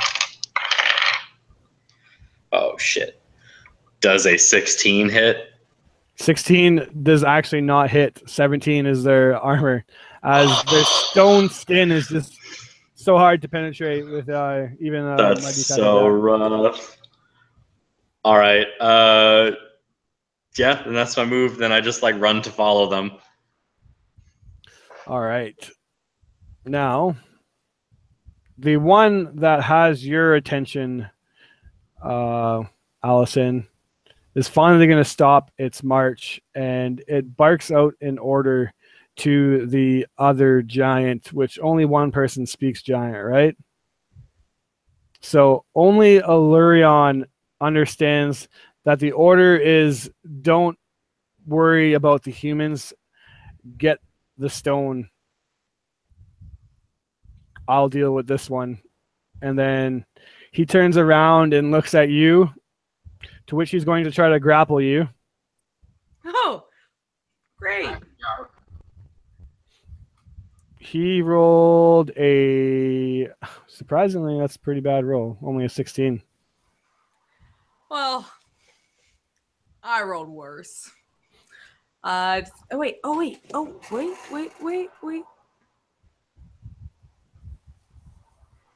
did I roll a wisdom check? Oh, I rolled another 1 for my deck save. I thought I was scrolled up too high, and so I was just reading up past. But yeah, so a total of 7 for her acrobatics. I'm going to try and wiggle out of this. He grabs you, and your entirety fits into the palm of his hand, so you basically disappear in his hand itself. You feel him lift you up into the air and speak something to you, but to you it just sounds like rocks basically just like sliding or crushing together. But to Allurion, it sounds like it's saying that small folk is the blight of this earth. And for Scoreus Stonebone, we will reshape the world in his glory. And a please, Anam, to which he takes you in the palm of his hand, arcs it back, Yes. flings you through the air. Now you got to make a dex save as you are absolutely being hurled through the air. All right. Well, this deck save is a whole lot more favorable for a total of 24. 24. You do make it, although it was a challenging dex save. So now you're only going to take half the damage. You fly 60 feet and then slam into a building. To which point you take half of, actually that's a lot of ones. Only 18 damage. You got lucky there. Only 18? I rolled 4 ones on that. Half of 18, so that's not that bad. 9 damage. Oh. Somehow, being chucked 60 feet through the air, you only take 9 damage as like a cart of like fruit or something that was being sold in the street venue. You smash into that, and it kind of cushions your fall a bit. Little canvas. The other stone giant heads towards the church. And he starts to walk towards the front door. Now, this building is pretty big. I think I said that it was like a 40 or 60 foot tall building. So it is actually taller than him. It's one of the few that is taller than him. He walks up to the door and grabs onto it. His hands start to blend or merge into it, at which point he clenches his fist and then rakes it back, and he pulls out the entire front of this church, or like a big section of it. To which point then he throws it back towards you, Latrix and Oros. So you guys will need to make a dex save as a big hunk of church is flying your way. 18. 18 is a make. Will 15 save my life? 18 is actually your DC save on this. So, oh my god, this is going to suck for you. Yikes. 25 damage. 25 damage if you didn't make it, and half of that if you did. Ooh, I'm down. Now, I will say that when you go down, I don't know if this is as per raw or not, but I think a wild sorcerer should roll on his wild sorcerer charge when he goes down, as I imagine that would be a lot of energy being shot your way. So I'll let you do that, and Latrix, you take half of 25 damage. Yeah, so 14, right? Math? No, math. Sorry, 12. Yeah, 12. You made me question myself. I'm like, I don't think that's right. I'm dumb. Leave me alone. All right. I don't mean to be dumb. What happened on your wild surge, Uros? As you're blue? Yeah, I'm just blue. Did you roll again? I'm gonna roll again. Let me see if I get a 1. No, I'm just gonna say straight up, just roll on it because you went down. Oh, just roll out of it? Yeah. Straight up? Yeah. Okay. Let's see what happens. On a nat Okay, 20, you okay. come back at consciousness. And what happens? I get a fireball on myself. Beautiful. Yikes. So that's a death right there, right? Yeah, that is one failed death saving throw, and a 30-foot radius. Ugh. I imagine that you're in the same vicinity. I'm trying to think. You both. I don't know, where were you? He was imposing himself in between the church. Where did you say you were, Latrix? I was making my way to the church, so I'm probably within 30 feet of him. All right, go ahead and make another save, Latrix, as you might get blown up by him too. Another deck save? Yeah, I'll give you a point of inspiration for taking it though.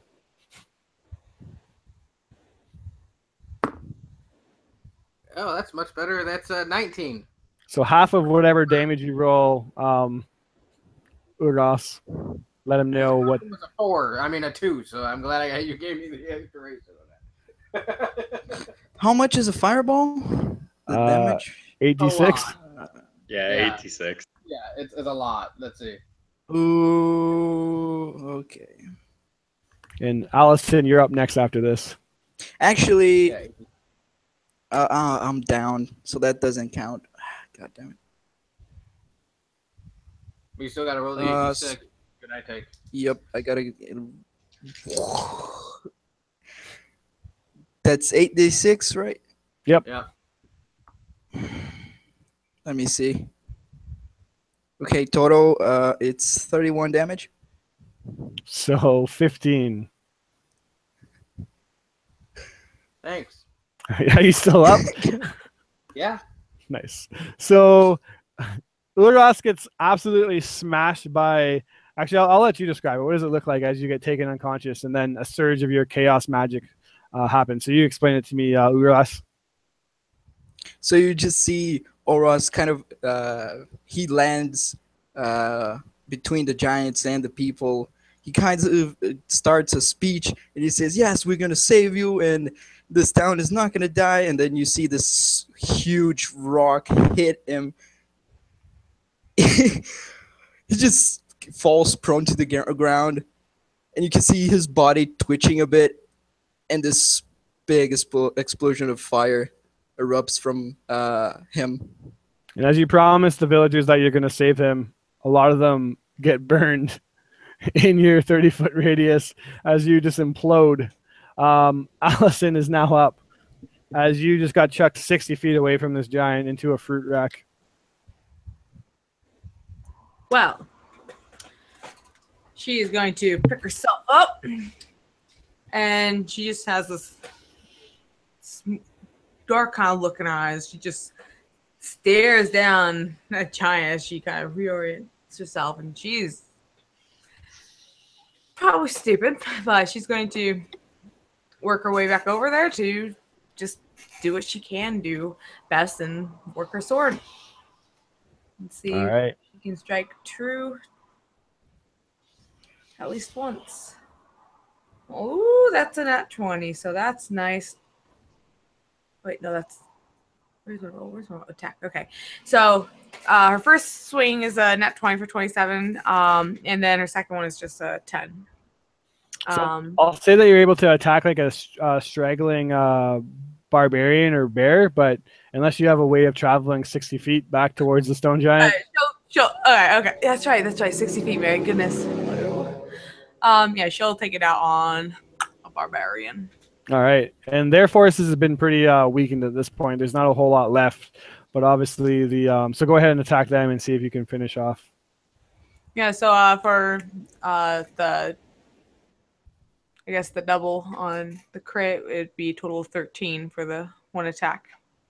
Okay, so 13 is able to take out the barbarian riding on top of the bear. Do you have another attack? Yeah, but the second one was just a 10. Okay. Yeah, so that's a miss. All right, Uros, you've already failed one death save since you imploded. I'm sorry for making you do that. I thought something cooler was going to happen. Don't worry, that was cool. Go ahead and make another death save, and don't roll a 1 or you're actually dead. Yeah. Let's see. No, not bad. 16. Beautiful. You can have a point of inspiration too. Everyone can at this point have a point of inspiration if you haven't taken one already this game. All right. Allison, as you start to head back up and you're able to take down a barbarian and basically the bear kind of rides off, you see yourself imposed between the stone giant, and as you find him again, basically a clear path through the street, you see that another giant rock is starting to fly your way. And there's almost nothing that you can do to get out of the way of it. But moments before it hits, a large, bulbous, fat rock stands in front of you. As B-Rock jumps in the way and takes this boulder head on. B-Rock! He uses his action to basically take the brunt of that. It does a buttload of damage, though, as he is now in a injured state, we'll say. B-Rock! But if he didn't do that, you would have took 36 damage. Ooh, that had me really low to 9. Yeah. Allison just kind of. Good job. Latrix, you're now up. All right. So Rock Guy has his hands inside the church, but we can't see. So Rock Guy put his hand inside the church and then used that to rip out a hole in the church, chuck it back at you guys, and then head inside the church. So you have now lost line of sight on him. Yeah. Wonderful. Well,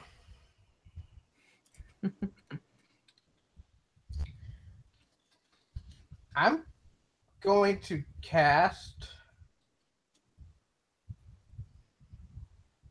invisibility on myself. Okay. I'm going to He's piecing the fuck out. no, I'm gonna move. Don't worry, I thought about pulling a Tyler. But and nobody knows what that means but me and Chris, but that's kind of funny. Anyways, but I'm going to make my way towards the church. I would like to make a dash action and get inside the church to see what this fucking rock giant is doing inside there. All right, I think that invisibility is a regular action, unless you have a way of casting it as a bonus action. I think you're just a bard. I mean, at this point, I want to see what he's doing. Yeah. So you were pretty close to the church anyway, so you'll get into the church. Give me a perception check to see if you can see. All right. Let's see. 19, 14 plus 5. Yeah, you see that he's right in front of the rock that has fallen and broken into basically the pews and benches of the church itself. The huge boulder has fallen in, and he's just basically right above it, getting ready to pick it up. Which puts. Does anything look like it has happened to that from taking that 60-foot fall? No, this thing through your crazy shatter spell and falling the 60 feet does not even have a scratch on it. Still, it seems like it's obviously not any ordinary kind of boulder. Yep. Okay, just checking. Thank you. I kind of get myself hidden. Well, I'm invisible, but I'm going to become visible here in a moment. So I kind of hide behind some of the pews that haven't been broken, and I have a one last dish effort idea. Right. I am going to cast Bardic Inspiration on myself. All right. And I'm going to tell myself that I'm awesome, I smell nice, and that everybody likes me, even with the silly face paint on. Beautiful. Illyrion, you're up. All right, so Illyrion reaches into his quiver and pulls out 6 arrows and ignites them in his hand. As he lets go, they rise up and hover in a circle around his head. He holds a hand out, and they point in that direction towards the stone giant as he hurls 2 of the flaming arrows at him. As they explode on contact, he makes 2 dex saves, 1 for each arrow. Cool. Let me do that. Dex save number 1, not 20. Dex save number 2, 14. Does it have to beat, or if it meets, is that a pass also? I think if it meets, it meets the pass. Okay. So it takes 5 damage from the first one and 2 damage from the second one. Dang, the young 7 damage. I'm sorry, man. The good news is that his next turn when he rolls isn't going to be a nat 20 now, so. You never know. Right. Yeah, you never know, dude. Yeah. If you're using freaking fancy girls, that thing likes nat 20s. Yeah, that's true. So the stone giant who's leading this attack with his other friend who's in there grabbing the rock of Grumbar, he turns to look at B-Rock, who has now imposed himself, and although he is like a pretty goofy looking character, now has a serious look on his face. He obviously can't talk because he's a mute, but he looks and starts looks menacingly towards the one giant that's attacking, to which a conversation occurs, which unfortunately only the only person that speaks giant, so I'm not going to go over it exclusively. But basically, the leader who calls himself Rewa Kappa is asking, and now you get to know his name, Pebblebee, why he would betray his own people and help the Blight that is the small folk. He would say that Thane Kayalathilika has decided and told our people that if the Blight of small folk are not taken care of, they will infest all of Skora Reyes Stonebone's land. And if we're not dealt with, if we do not release the World Eater, Anom will never take us back in his graces. Do you not want to be in the good graces of Anom? Do you not want the stone giants to rise above where they rightfully belong? You see that somehow, basically through like clicking and noise making, Pebblebee knows how to communicate with his friends. Now, you don't really know what he's saying, but the Rewa Kappa would say that no small folk could ever be a friend of a stone giant. He makes some clicking back, and then Rewa Kappa says, well, be that way then. You shall die like the Blight as well then. I will cleanse you, and I will cleanse all of them when we set the World Eater free. And then he charges towards Pebblebee, or B-Rock. Now that I've been calling him B-Rock, I can't forget it. And he is going to, with one hand, grab B-Rock by the throat and slam him into the ground, which actually is able to be parried, at which point he then, as he slams into the ground, pulls out a huge rock, and as he pulls out the huge rock, it starts to shapeshift into an axe made of rock, and he shapeshifts that axe and whirls it around and slams it into B-Rock's head, hopefully. But oh my god, I just rolled a 5 and a 2, so B-Rock is a badass and dodges both of them. Now, Yeah! B-Rock! As Rewa Kappa and B-Rock show off, the stone giant in the church picks up the stone of Grumbar and basically is going to start heading his way out. Now that I don't want to kibosh your attempt to whatever you have left, so I'm going to say that it takes him his movement because of picking up the heavy rock that he doesn't make it out of the church. So Allison, you're up next as B-Rock and Rewa Kappa, the leader of this stone giant assault, is up. Or fighting, sorry. Yep. And chops on over, joining the dance. First attack misses with a 9. Second attack, 18. 18 hits. Stone giants are Awesome. 17. She lands a spot in his calf for 7 points of piercing damage. Yikes. He takes 7 more points of damage. You've put a dent in his ankle. A dent is a dent now, and she will keep making that dent bigger and bigger. Uros, another dex save, my friend. Good luck. May you roll on that 20. You're on mute if you're trying to talk. Wait. I just lost my audio. Nope. I hear I you. don't know if I can hear you guys. Wait a second. I can hear you. Yeah, we can hear you, buddy. Hello? Yeah, but I can't hear you guys. Wait a second. Can some of you guys speak? Hey. Hello. So I can check my audio. Yeah. Check it out. Blah. Blah, blah, blah, blah. Don't roll God that damn one and die. There we go. Hey, he's back. So what do I have to do? Death save. And Yeah, we don't got to roll- see that nat 1 death save. Get that one, buddy, and then you die. I got a 11. That's a save. Yeah, so you're 2 for 1, or 2 and 1. Beautiful. B-Rock is now up, and he is going to go on the offensive like the mighty B-Rock that he is. He swings at Rewa Kappa,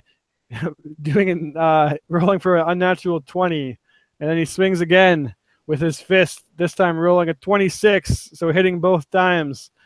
B-Rock, the fat, goofy, outcast stone giant, is leading the assault against Rewa Kappa, and he does a total of, Jesus Christ, 49 damage.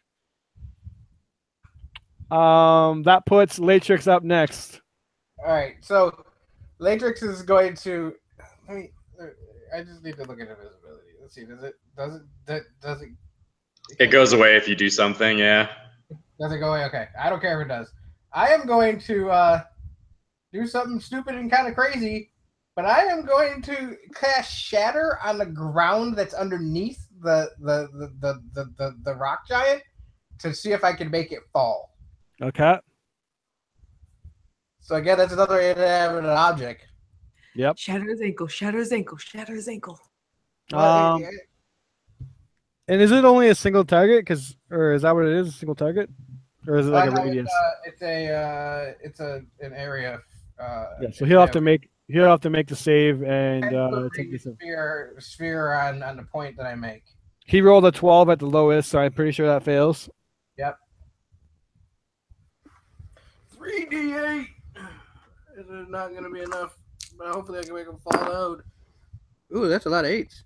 That's a 16 and 4. It's 20. 20, nice. You are able to make him fall. Now the ground is solid, so it doesn't necessarily like cave in or anything like that. Or actually, You're on a bridge. That's actually right, because the Grumbar Church is built over a bridge. So yeah, the ground does break underneath him. Okay, and how far down does the bridge go? I mean, it's below the bridge.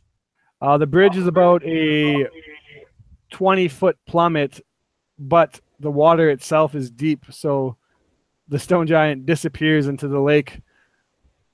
Along with the rock. Along with the rock. I'm a fan. Now what happens to Latrix though? Because was I able to only affect underneath that, or what happens to the church? I'm going to say it starts a chain reaction, which is quickly heading towards you. So that's a dex for you also. Yeah. Wonderful. Oh no. 13. 13, I'm going to say, is not quite enough, as I had 15 in my head. As this quickly starts to fall, you're going in the water too. Okay. Wonderful. Splish. Splish splash. Lurion, you're up next. As the ultimate giant showdown between B-Rock and Rewa Kappa is going down, you hear a commotion, a shattering blast from the church, and see that it starts to cave in upon itself. And you see a stone giant and a small halfling fall into the water and disappear. And so he instantly is overcome with worry for what's just happened to Latrix, but he can't just abandon B-Rock, and so he needs to help him finish this battle, and then he'll see what he can do as he holds his hand out and shoots another 2 arrows towards Rewa Kappa. I rolled a 16 and a 19. I believe that's still a save on you, isn't it? Yeah. So that's 2, 3. As he takes 5 damage. Ouchies! And then for his action, he's going to summon the poison dagger back into his hand as he whispers to himself, "This is it. This needs to work." He's now up. Oh, Crit! Crit. So it doesn't do any damage, but it's as he throws the dagger and it sticks into this stone giant, the poison spreads into its system. So I cast Ray of Enfeeblement. Nice. So all of his strength-based damage is halved, and he makes a con save at the end of his turn to undo the effect. Cool. That's going to help. Strength-based damage. So that's basically all of his damage except his rock throw. Right? That sounds right to you? It sounds right to Yeah. me. All right. So let's go. He's now up, and he's showing off with or showing down with Pebblebee or B-Rock. Yeah, so weapon attacks that use strength, whatever that is. Okay. So he has a weapon attack with his modified Axe of Stone right now. He's going to shapeshift that into like a large kind of javelin. I'm still going to say it's a weapon attack. I'm not going to pay attention to Dex or not. He rolls a 20 against B-Rock this time. And then with his second strike, he hits again.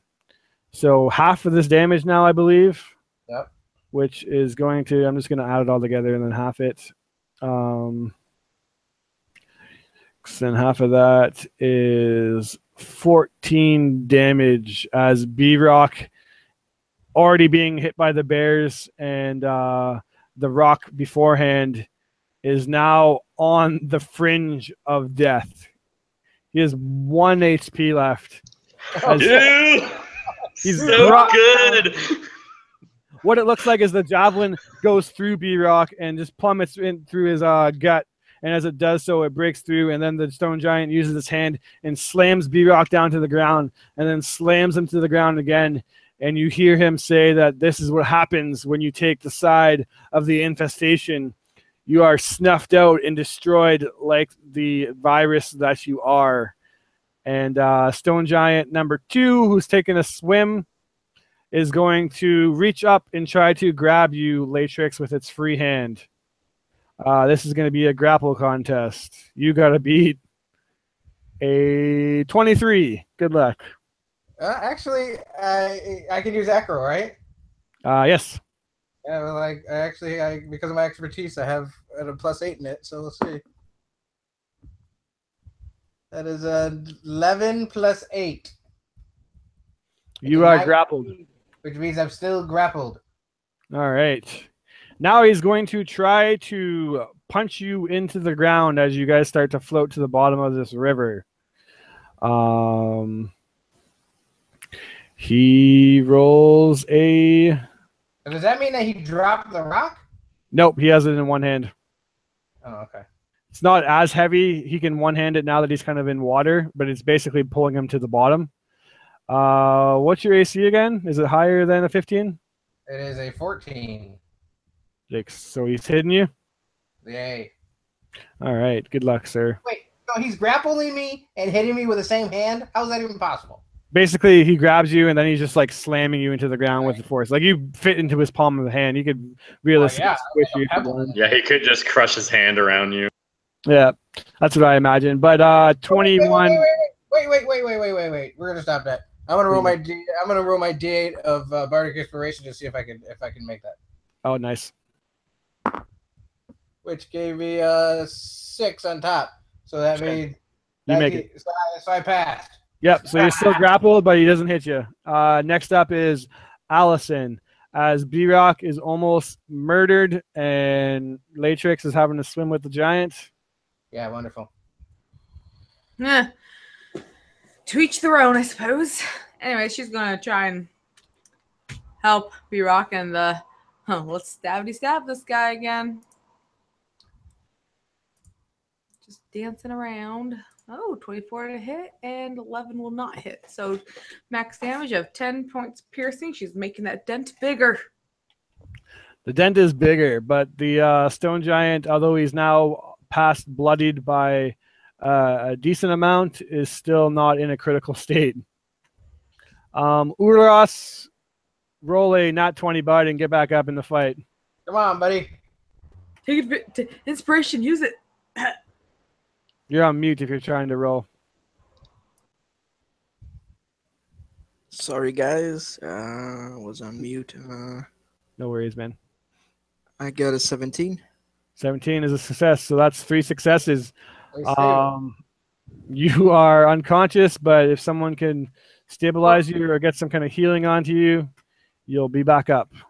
Hey, Chris, because he's chaos again, why don't you make him roll the table again to see what happens?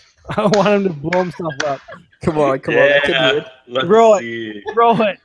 Let's see, do it. Let's see what happens. Chaos. I turn into a potted plant. I am. So you basically see Olros. He kind of gets up for a few seconds, and he just disappears. I got teleported to the astral plane Oh my god. For- He's gone. for my next turn. Into my next turn, I'm in the astral plane. Now, what I will say, interestingly enough, is that while in the astral plane, time travels by much faster. So your D4 that I rolled for unconscious, 4 hours, passed really quick for you in there. So next turn when you come back, I'm going to say that in reality, 5 months passed. 5 months passed. That's awesome. Because that sounds fun to me. Sounds awesome. Wait, so he's gonna spend 5 months in the astral plane? He'll come back This is and the the town's reason- just a mess. And he's like, huh. Well, I guess we lost. I guess I'll go You to got- that you got farming 5 business I was thinking about. That means that you're coming back with a long rest. Yeah, it's true. You did catch me on that. And plenty of time to hopefully come up with Although, a plan. that being said, I'm going to say that your time on the astral plane probably wasn't spent resting. So at best, I will give you 2 hit dice, and you can quaff your potion if you want. Yeah, I'll pop my potion. Because your journey definitely was not spent resting. B-Rock tries to fight back, but with rolling 2 13s in a row and being so badly injured, he can't do much. He tries to throw a punch, and Rera Kappa grabs his one hand. He tries to throw another punch, and he grabs both hands and kicks him back towards the ground. Latrix is now up. All right. You're grappled in Stone Giant McGee's hand. I don't know how this is gonna work. We're gonna try it. I'm gonna try it. I want to read the spell before I do it. Give me 1 second. There it is. How far into the water am I? By now, I'm going to say that you're at least more than a full movement under the water. Mwah. All right. I'm gonna cast Levitate onto myself. Interesting. The spell can levitate a target that weighs up to 500 pounds. Interesting. Let's say about the buoyancy of the creature when it's in water. Because I don't know the math on that, I'm going to say that you guys start to levitate up because you're in water. You guys will start to float to the top. We go up 20 feet. Yep. So you're not quite out yet, but you start to float up. Okay. I can hold my breath for 1 word round. Uliron is up now, and we're going to end this pretty soon. So let's see what happens. Go ahead and do your turn. So you basically just see Olros kind of pop into his existence again. And his beard is like longer than ever. He's bald, completely bald. He's dressing up as kind of a hermit. He's just, where am I? He's just confused looking at everyone and trying to locate himself. Beautiful. But I think I'll spend this turn basically analyzing where I am because I just spent like 5 months. Yeah, so you spent 5 months on the astral plane, and it was like a hell of a journey. Trippy as fuck. You almost died 5 more times, and it definitely wasn't a good time. You probably went insane at least 4 times, and then you come back. And of all places, you come back into the exact moment where you pretty much died, and you're still fighting these stone giants. Basically, a second has went by, maybe a couple seconds, and you just realize that you should have became a damn farmer. Yep. But Alurion, you're up now. All right. So I send my last 2 arrows at this giant. He looks like he's about to finish off Pebblebee. Oh god, I couldn't have rolled any worse. Did he make the deck saves? Let me do that real quick. I was tabbed out. Deck save. 22 and fucking 16. He takes 4 damage 4. from the arrows. It's getting closer to being dead. And then I use a level 1 slot to cast Magic Missile and just send all 3. Ooh, good roll. So 14 damage as a bow appears in my hand and I shoot an arrow that splits into 3 bolts. Beautiful. As all 3 of those splinter off and slam into him, he shows the first signs of looking heavily injured, but he's now up and he would be going on a rant about how this infestation will not run any longer, and it doesn't matter if he's destroyed because Kaya will bring the World Eater regardless. There's nothing to stop it. It will come and devour all, and we will again rise in favor of Anam and be the greatest giants in all of the ordning. And then as he's saying this to B-Rock, he hits him again right in the face, and then he strikes again, and that hits him.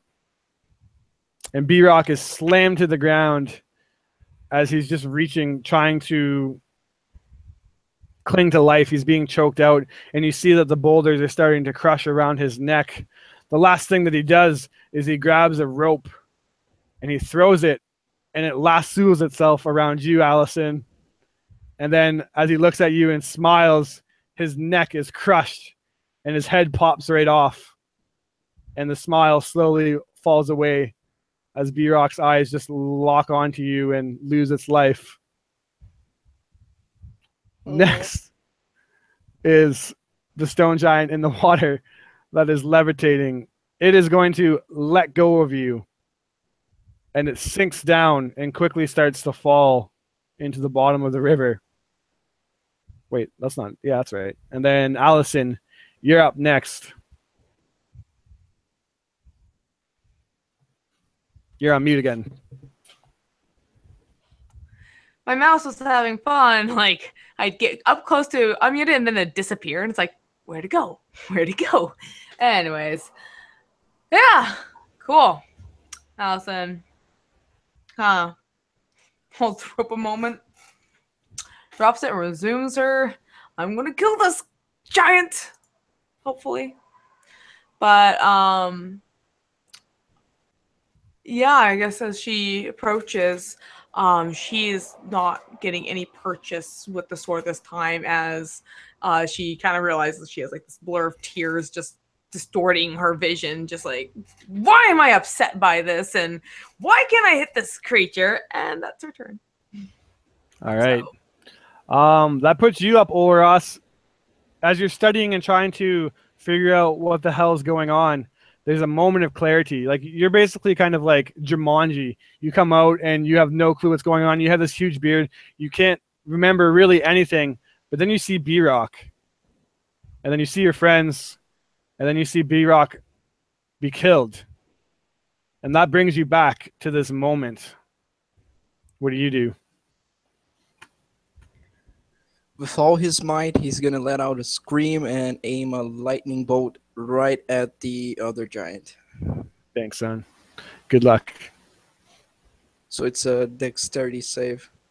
All right. Come on, fail. I actually AC did. Is 15. I rolled a 4 + 5, 9. So he failed. Okay, so I'll roll damage. Okay. Let me see how much damage it does. I think it's...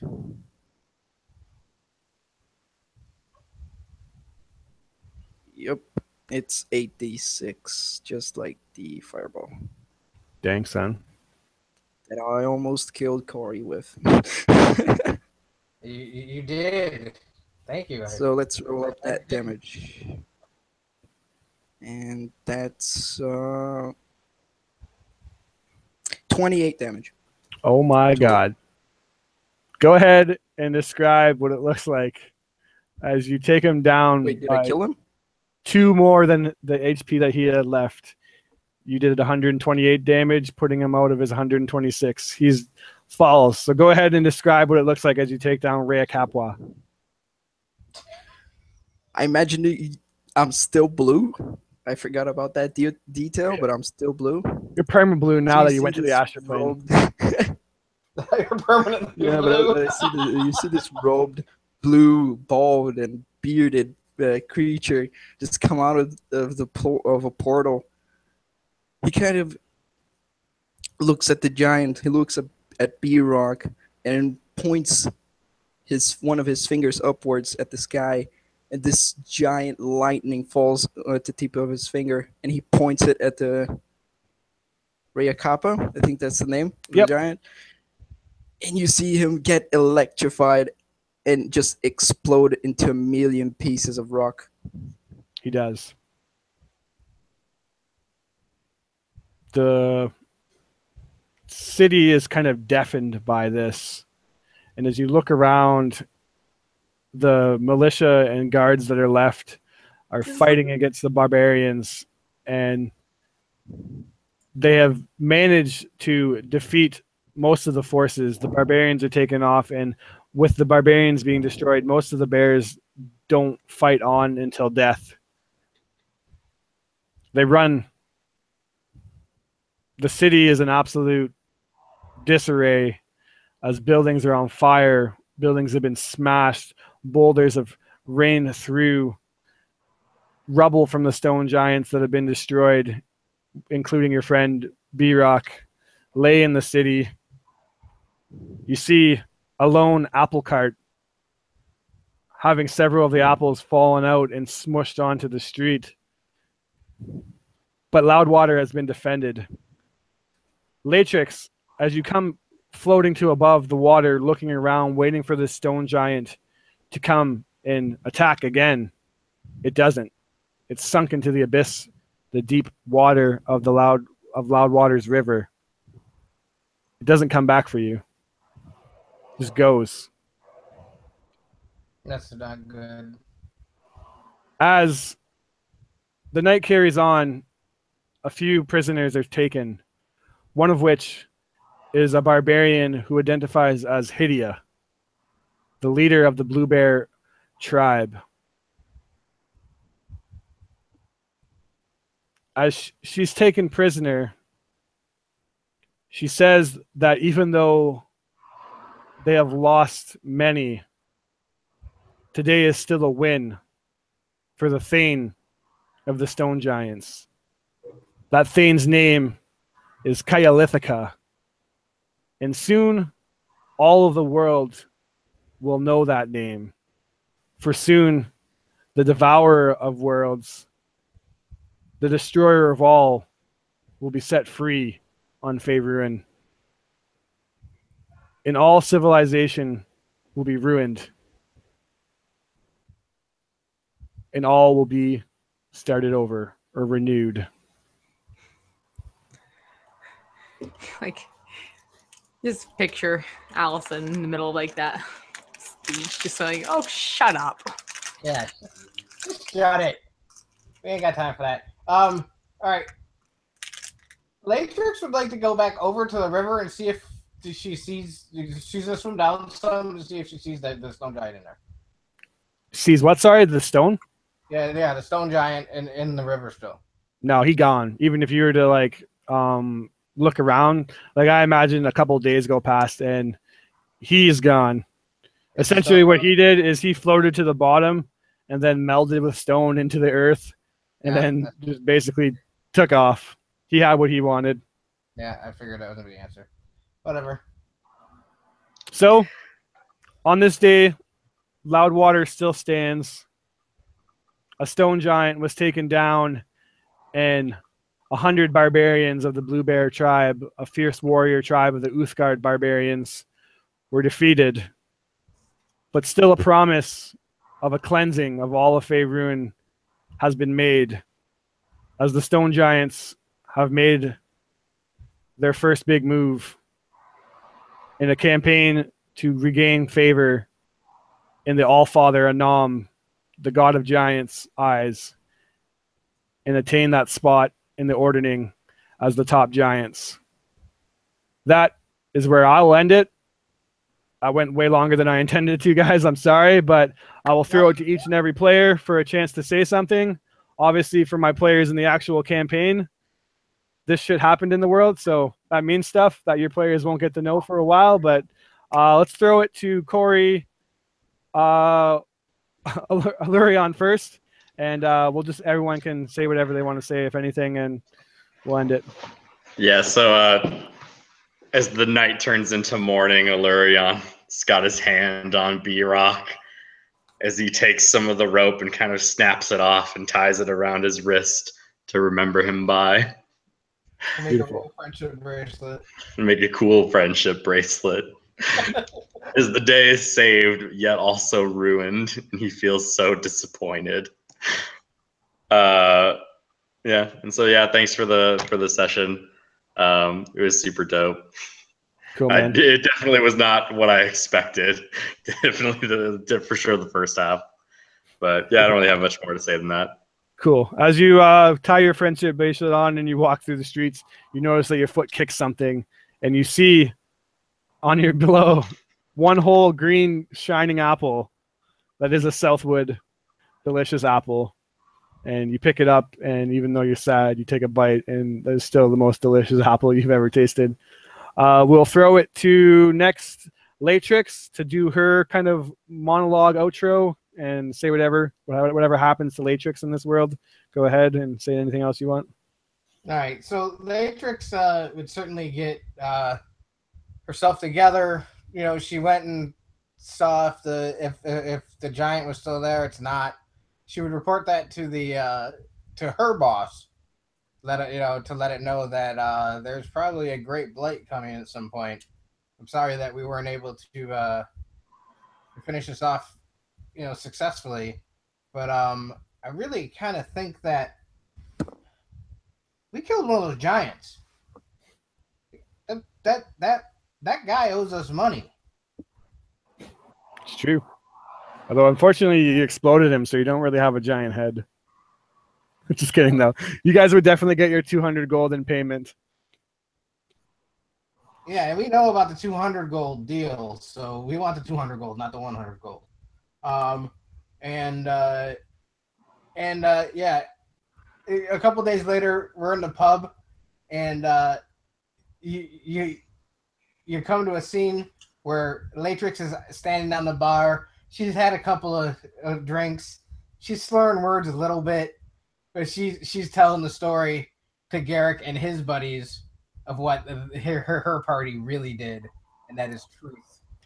Absolutely. And I meant to say this in game, but I completely forgot in the heat of the moment. But you guys would have seen Garrick and his party book it out of the city once shit hit the fan. So basically, I imagine that you came in and he was bragging about how he defended the city.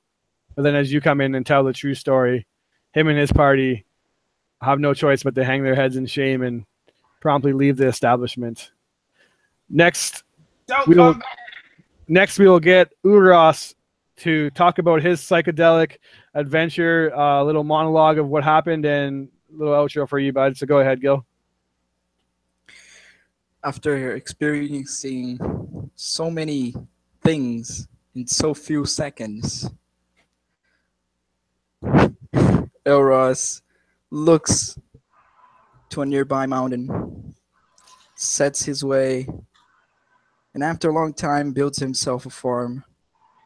He is known as the Blue Farmer.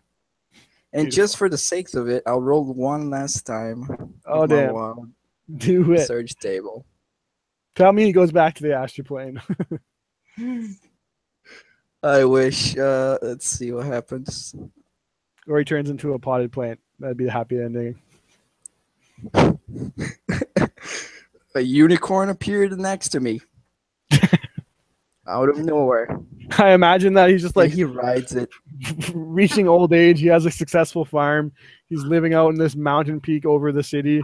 And as he's like getting ready to like retire for the rest of his life, a unicorn appears and he rides out down the mountain on it. Yep. Beautiful. Next up, the wonderful and amazing Allison. What happened to her? Well, as chaos kind of dispenses whatnot, she still has the one rope just kind of in her hand. She's hanging on tight to it, but it just looks like it's kind of limp there to her side. And she just stare at the rock of B-Rock and whatnot, and she'll kind of just remain there silent, looking like she's brooding. She'll fall asleep and morning kind of wake up and just kind of have this new light in her eye, and she'll realize that she's still like hanging on to the rope, and she'll just kind of keep that with her, kind of do something similar that Lurian did, where she won't turn into a bracelet, but she'll definitely make it into something, whatever that is. Bleh. And she would probably check in with those if they've stuck around or whatnot, if they've left, if they're still around, and she'd be interested in, well, where to next. Perfect. All right, guys. Well, that was a lot of fun. I pretty much just bullshitted my way through that, but it ended up being a fun game because of all you guys. So thanks a lot, and I can't wait to see what this means in the actual campaign itself, like 900 sessions from now when it becomes a thing. But anyways, thanks a lot, guys, and until next time, peace out.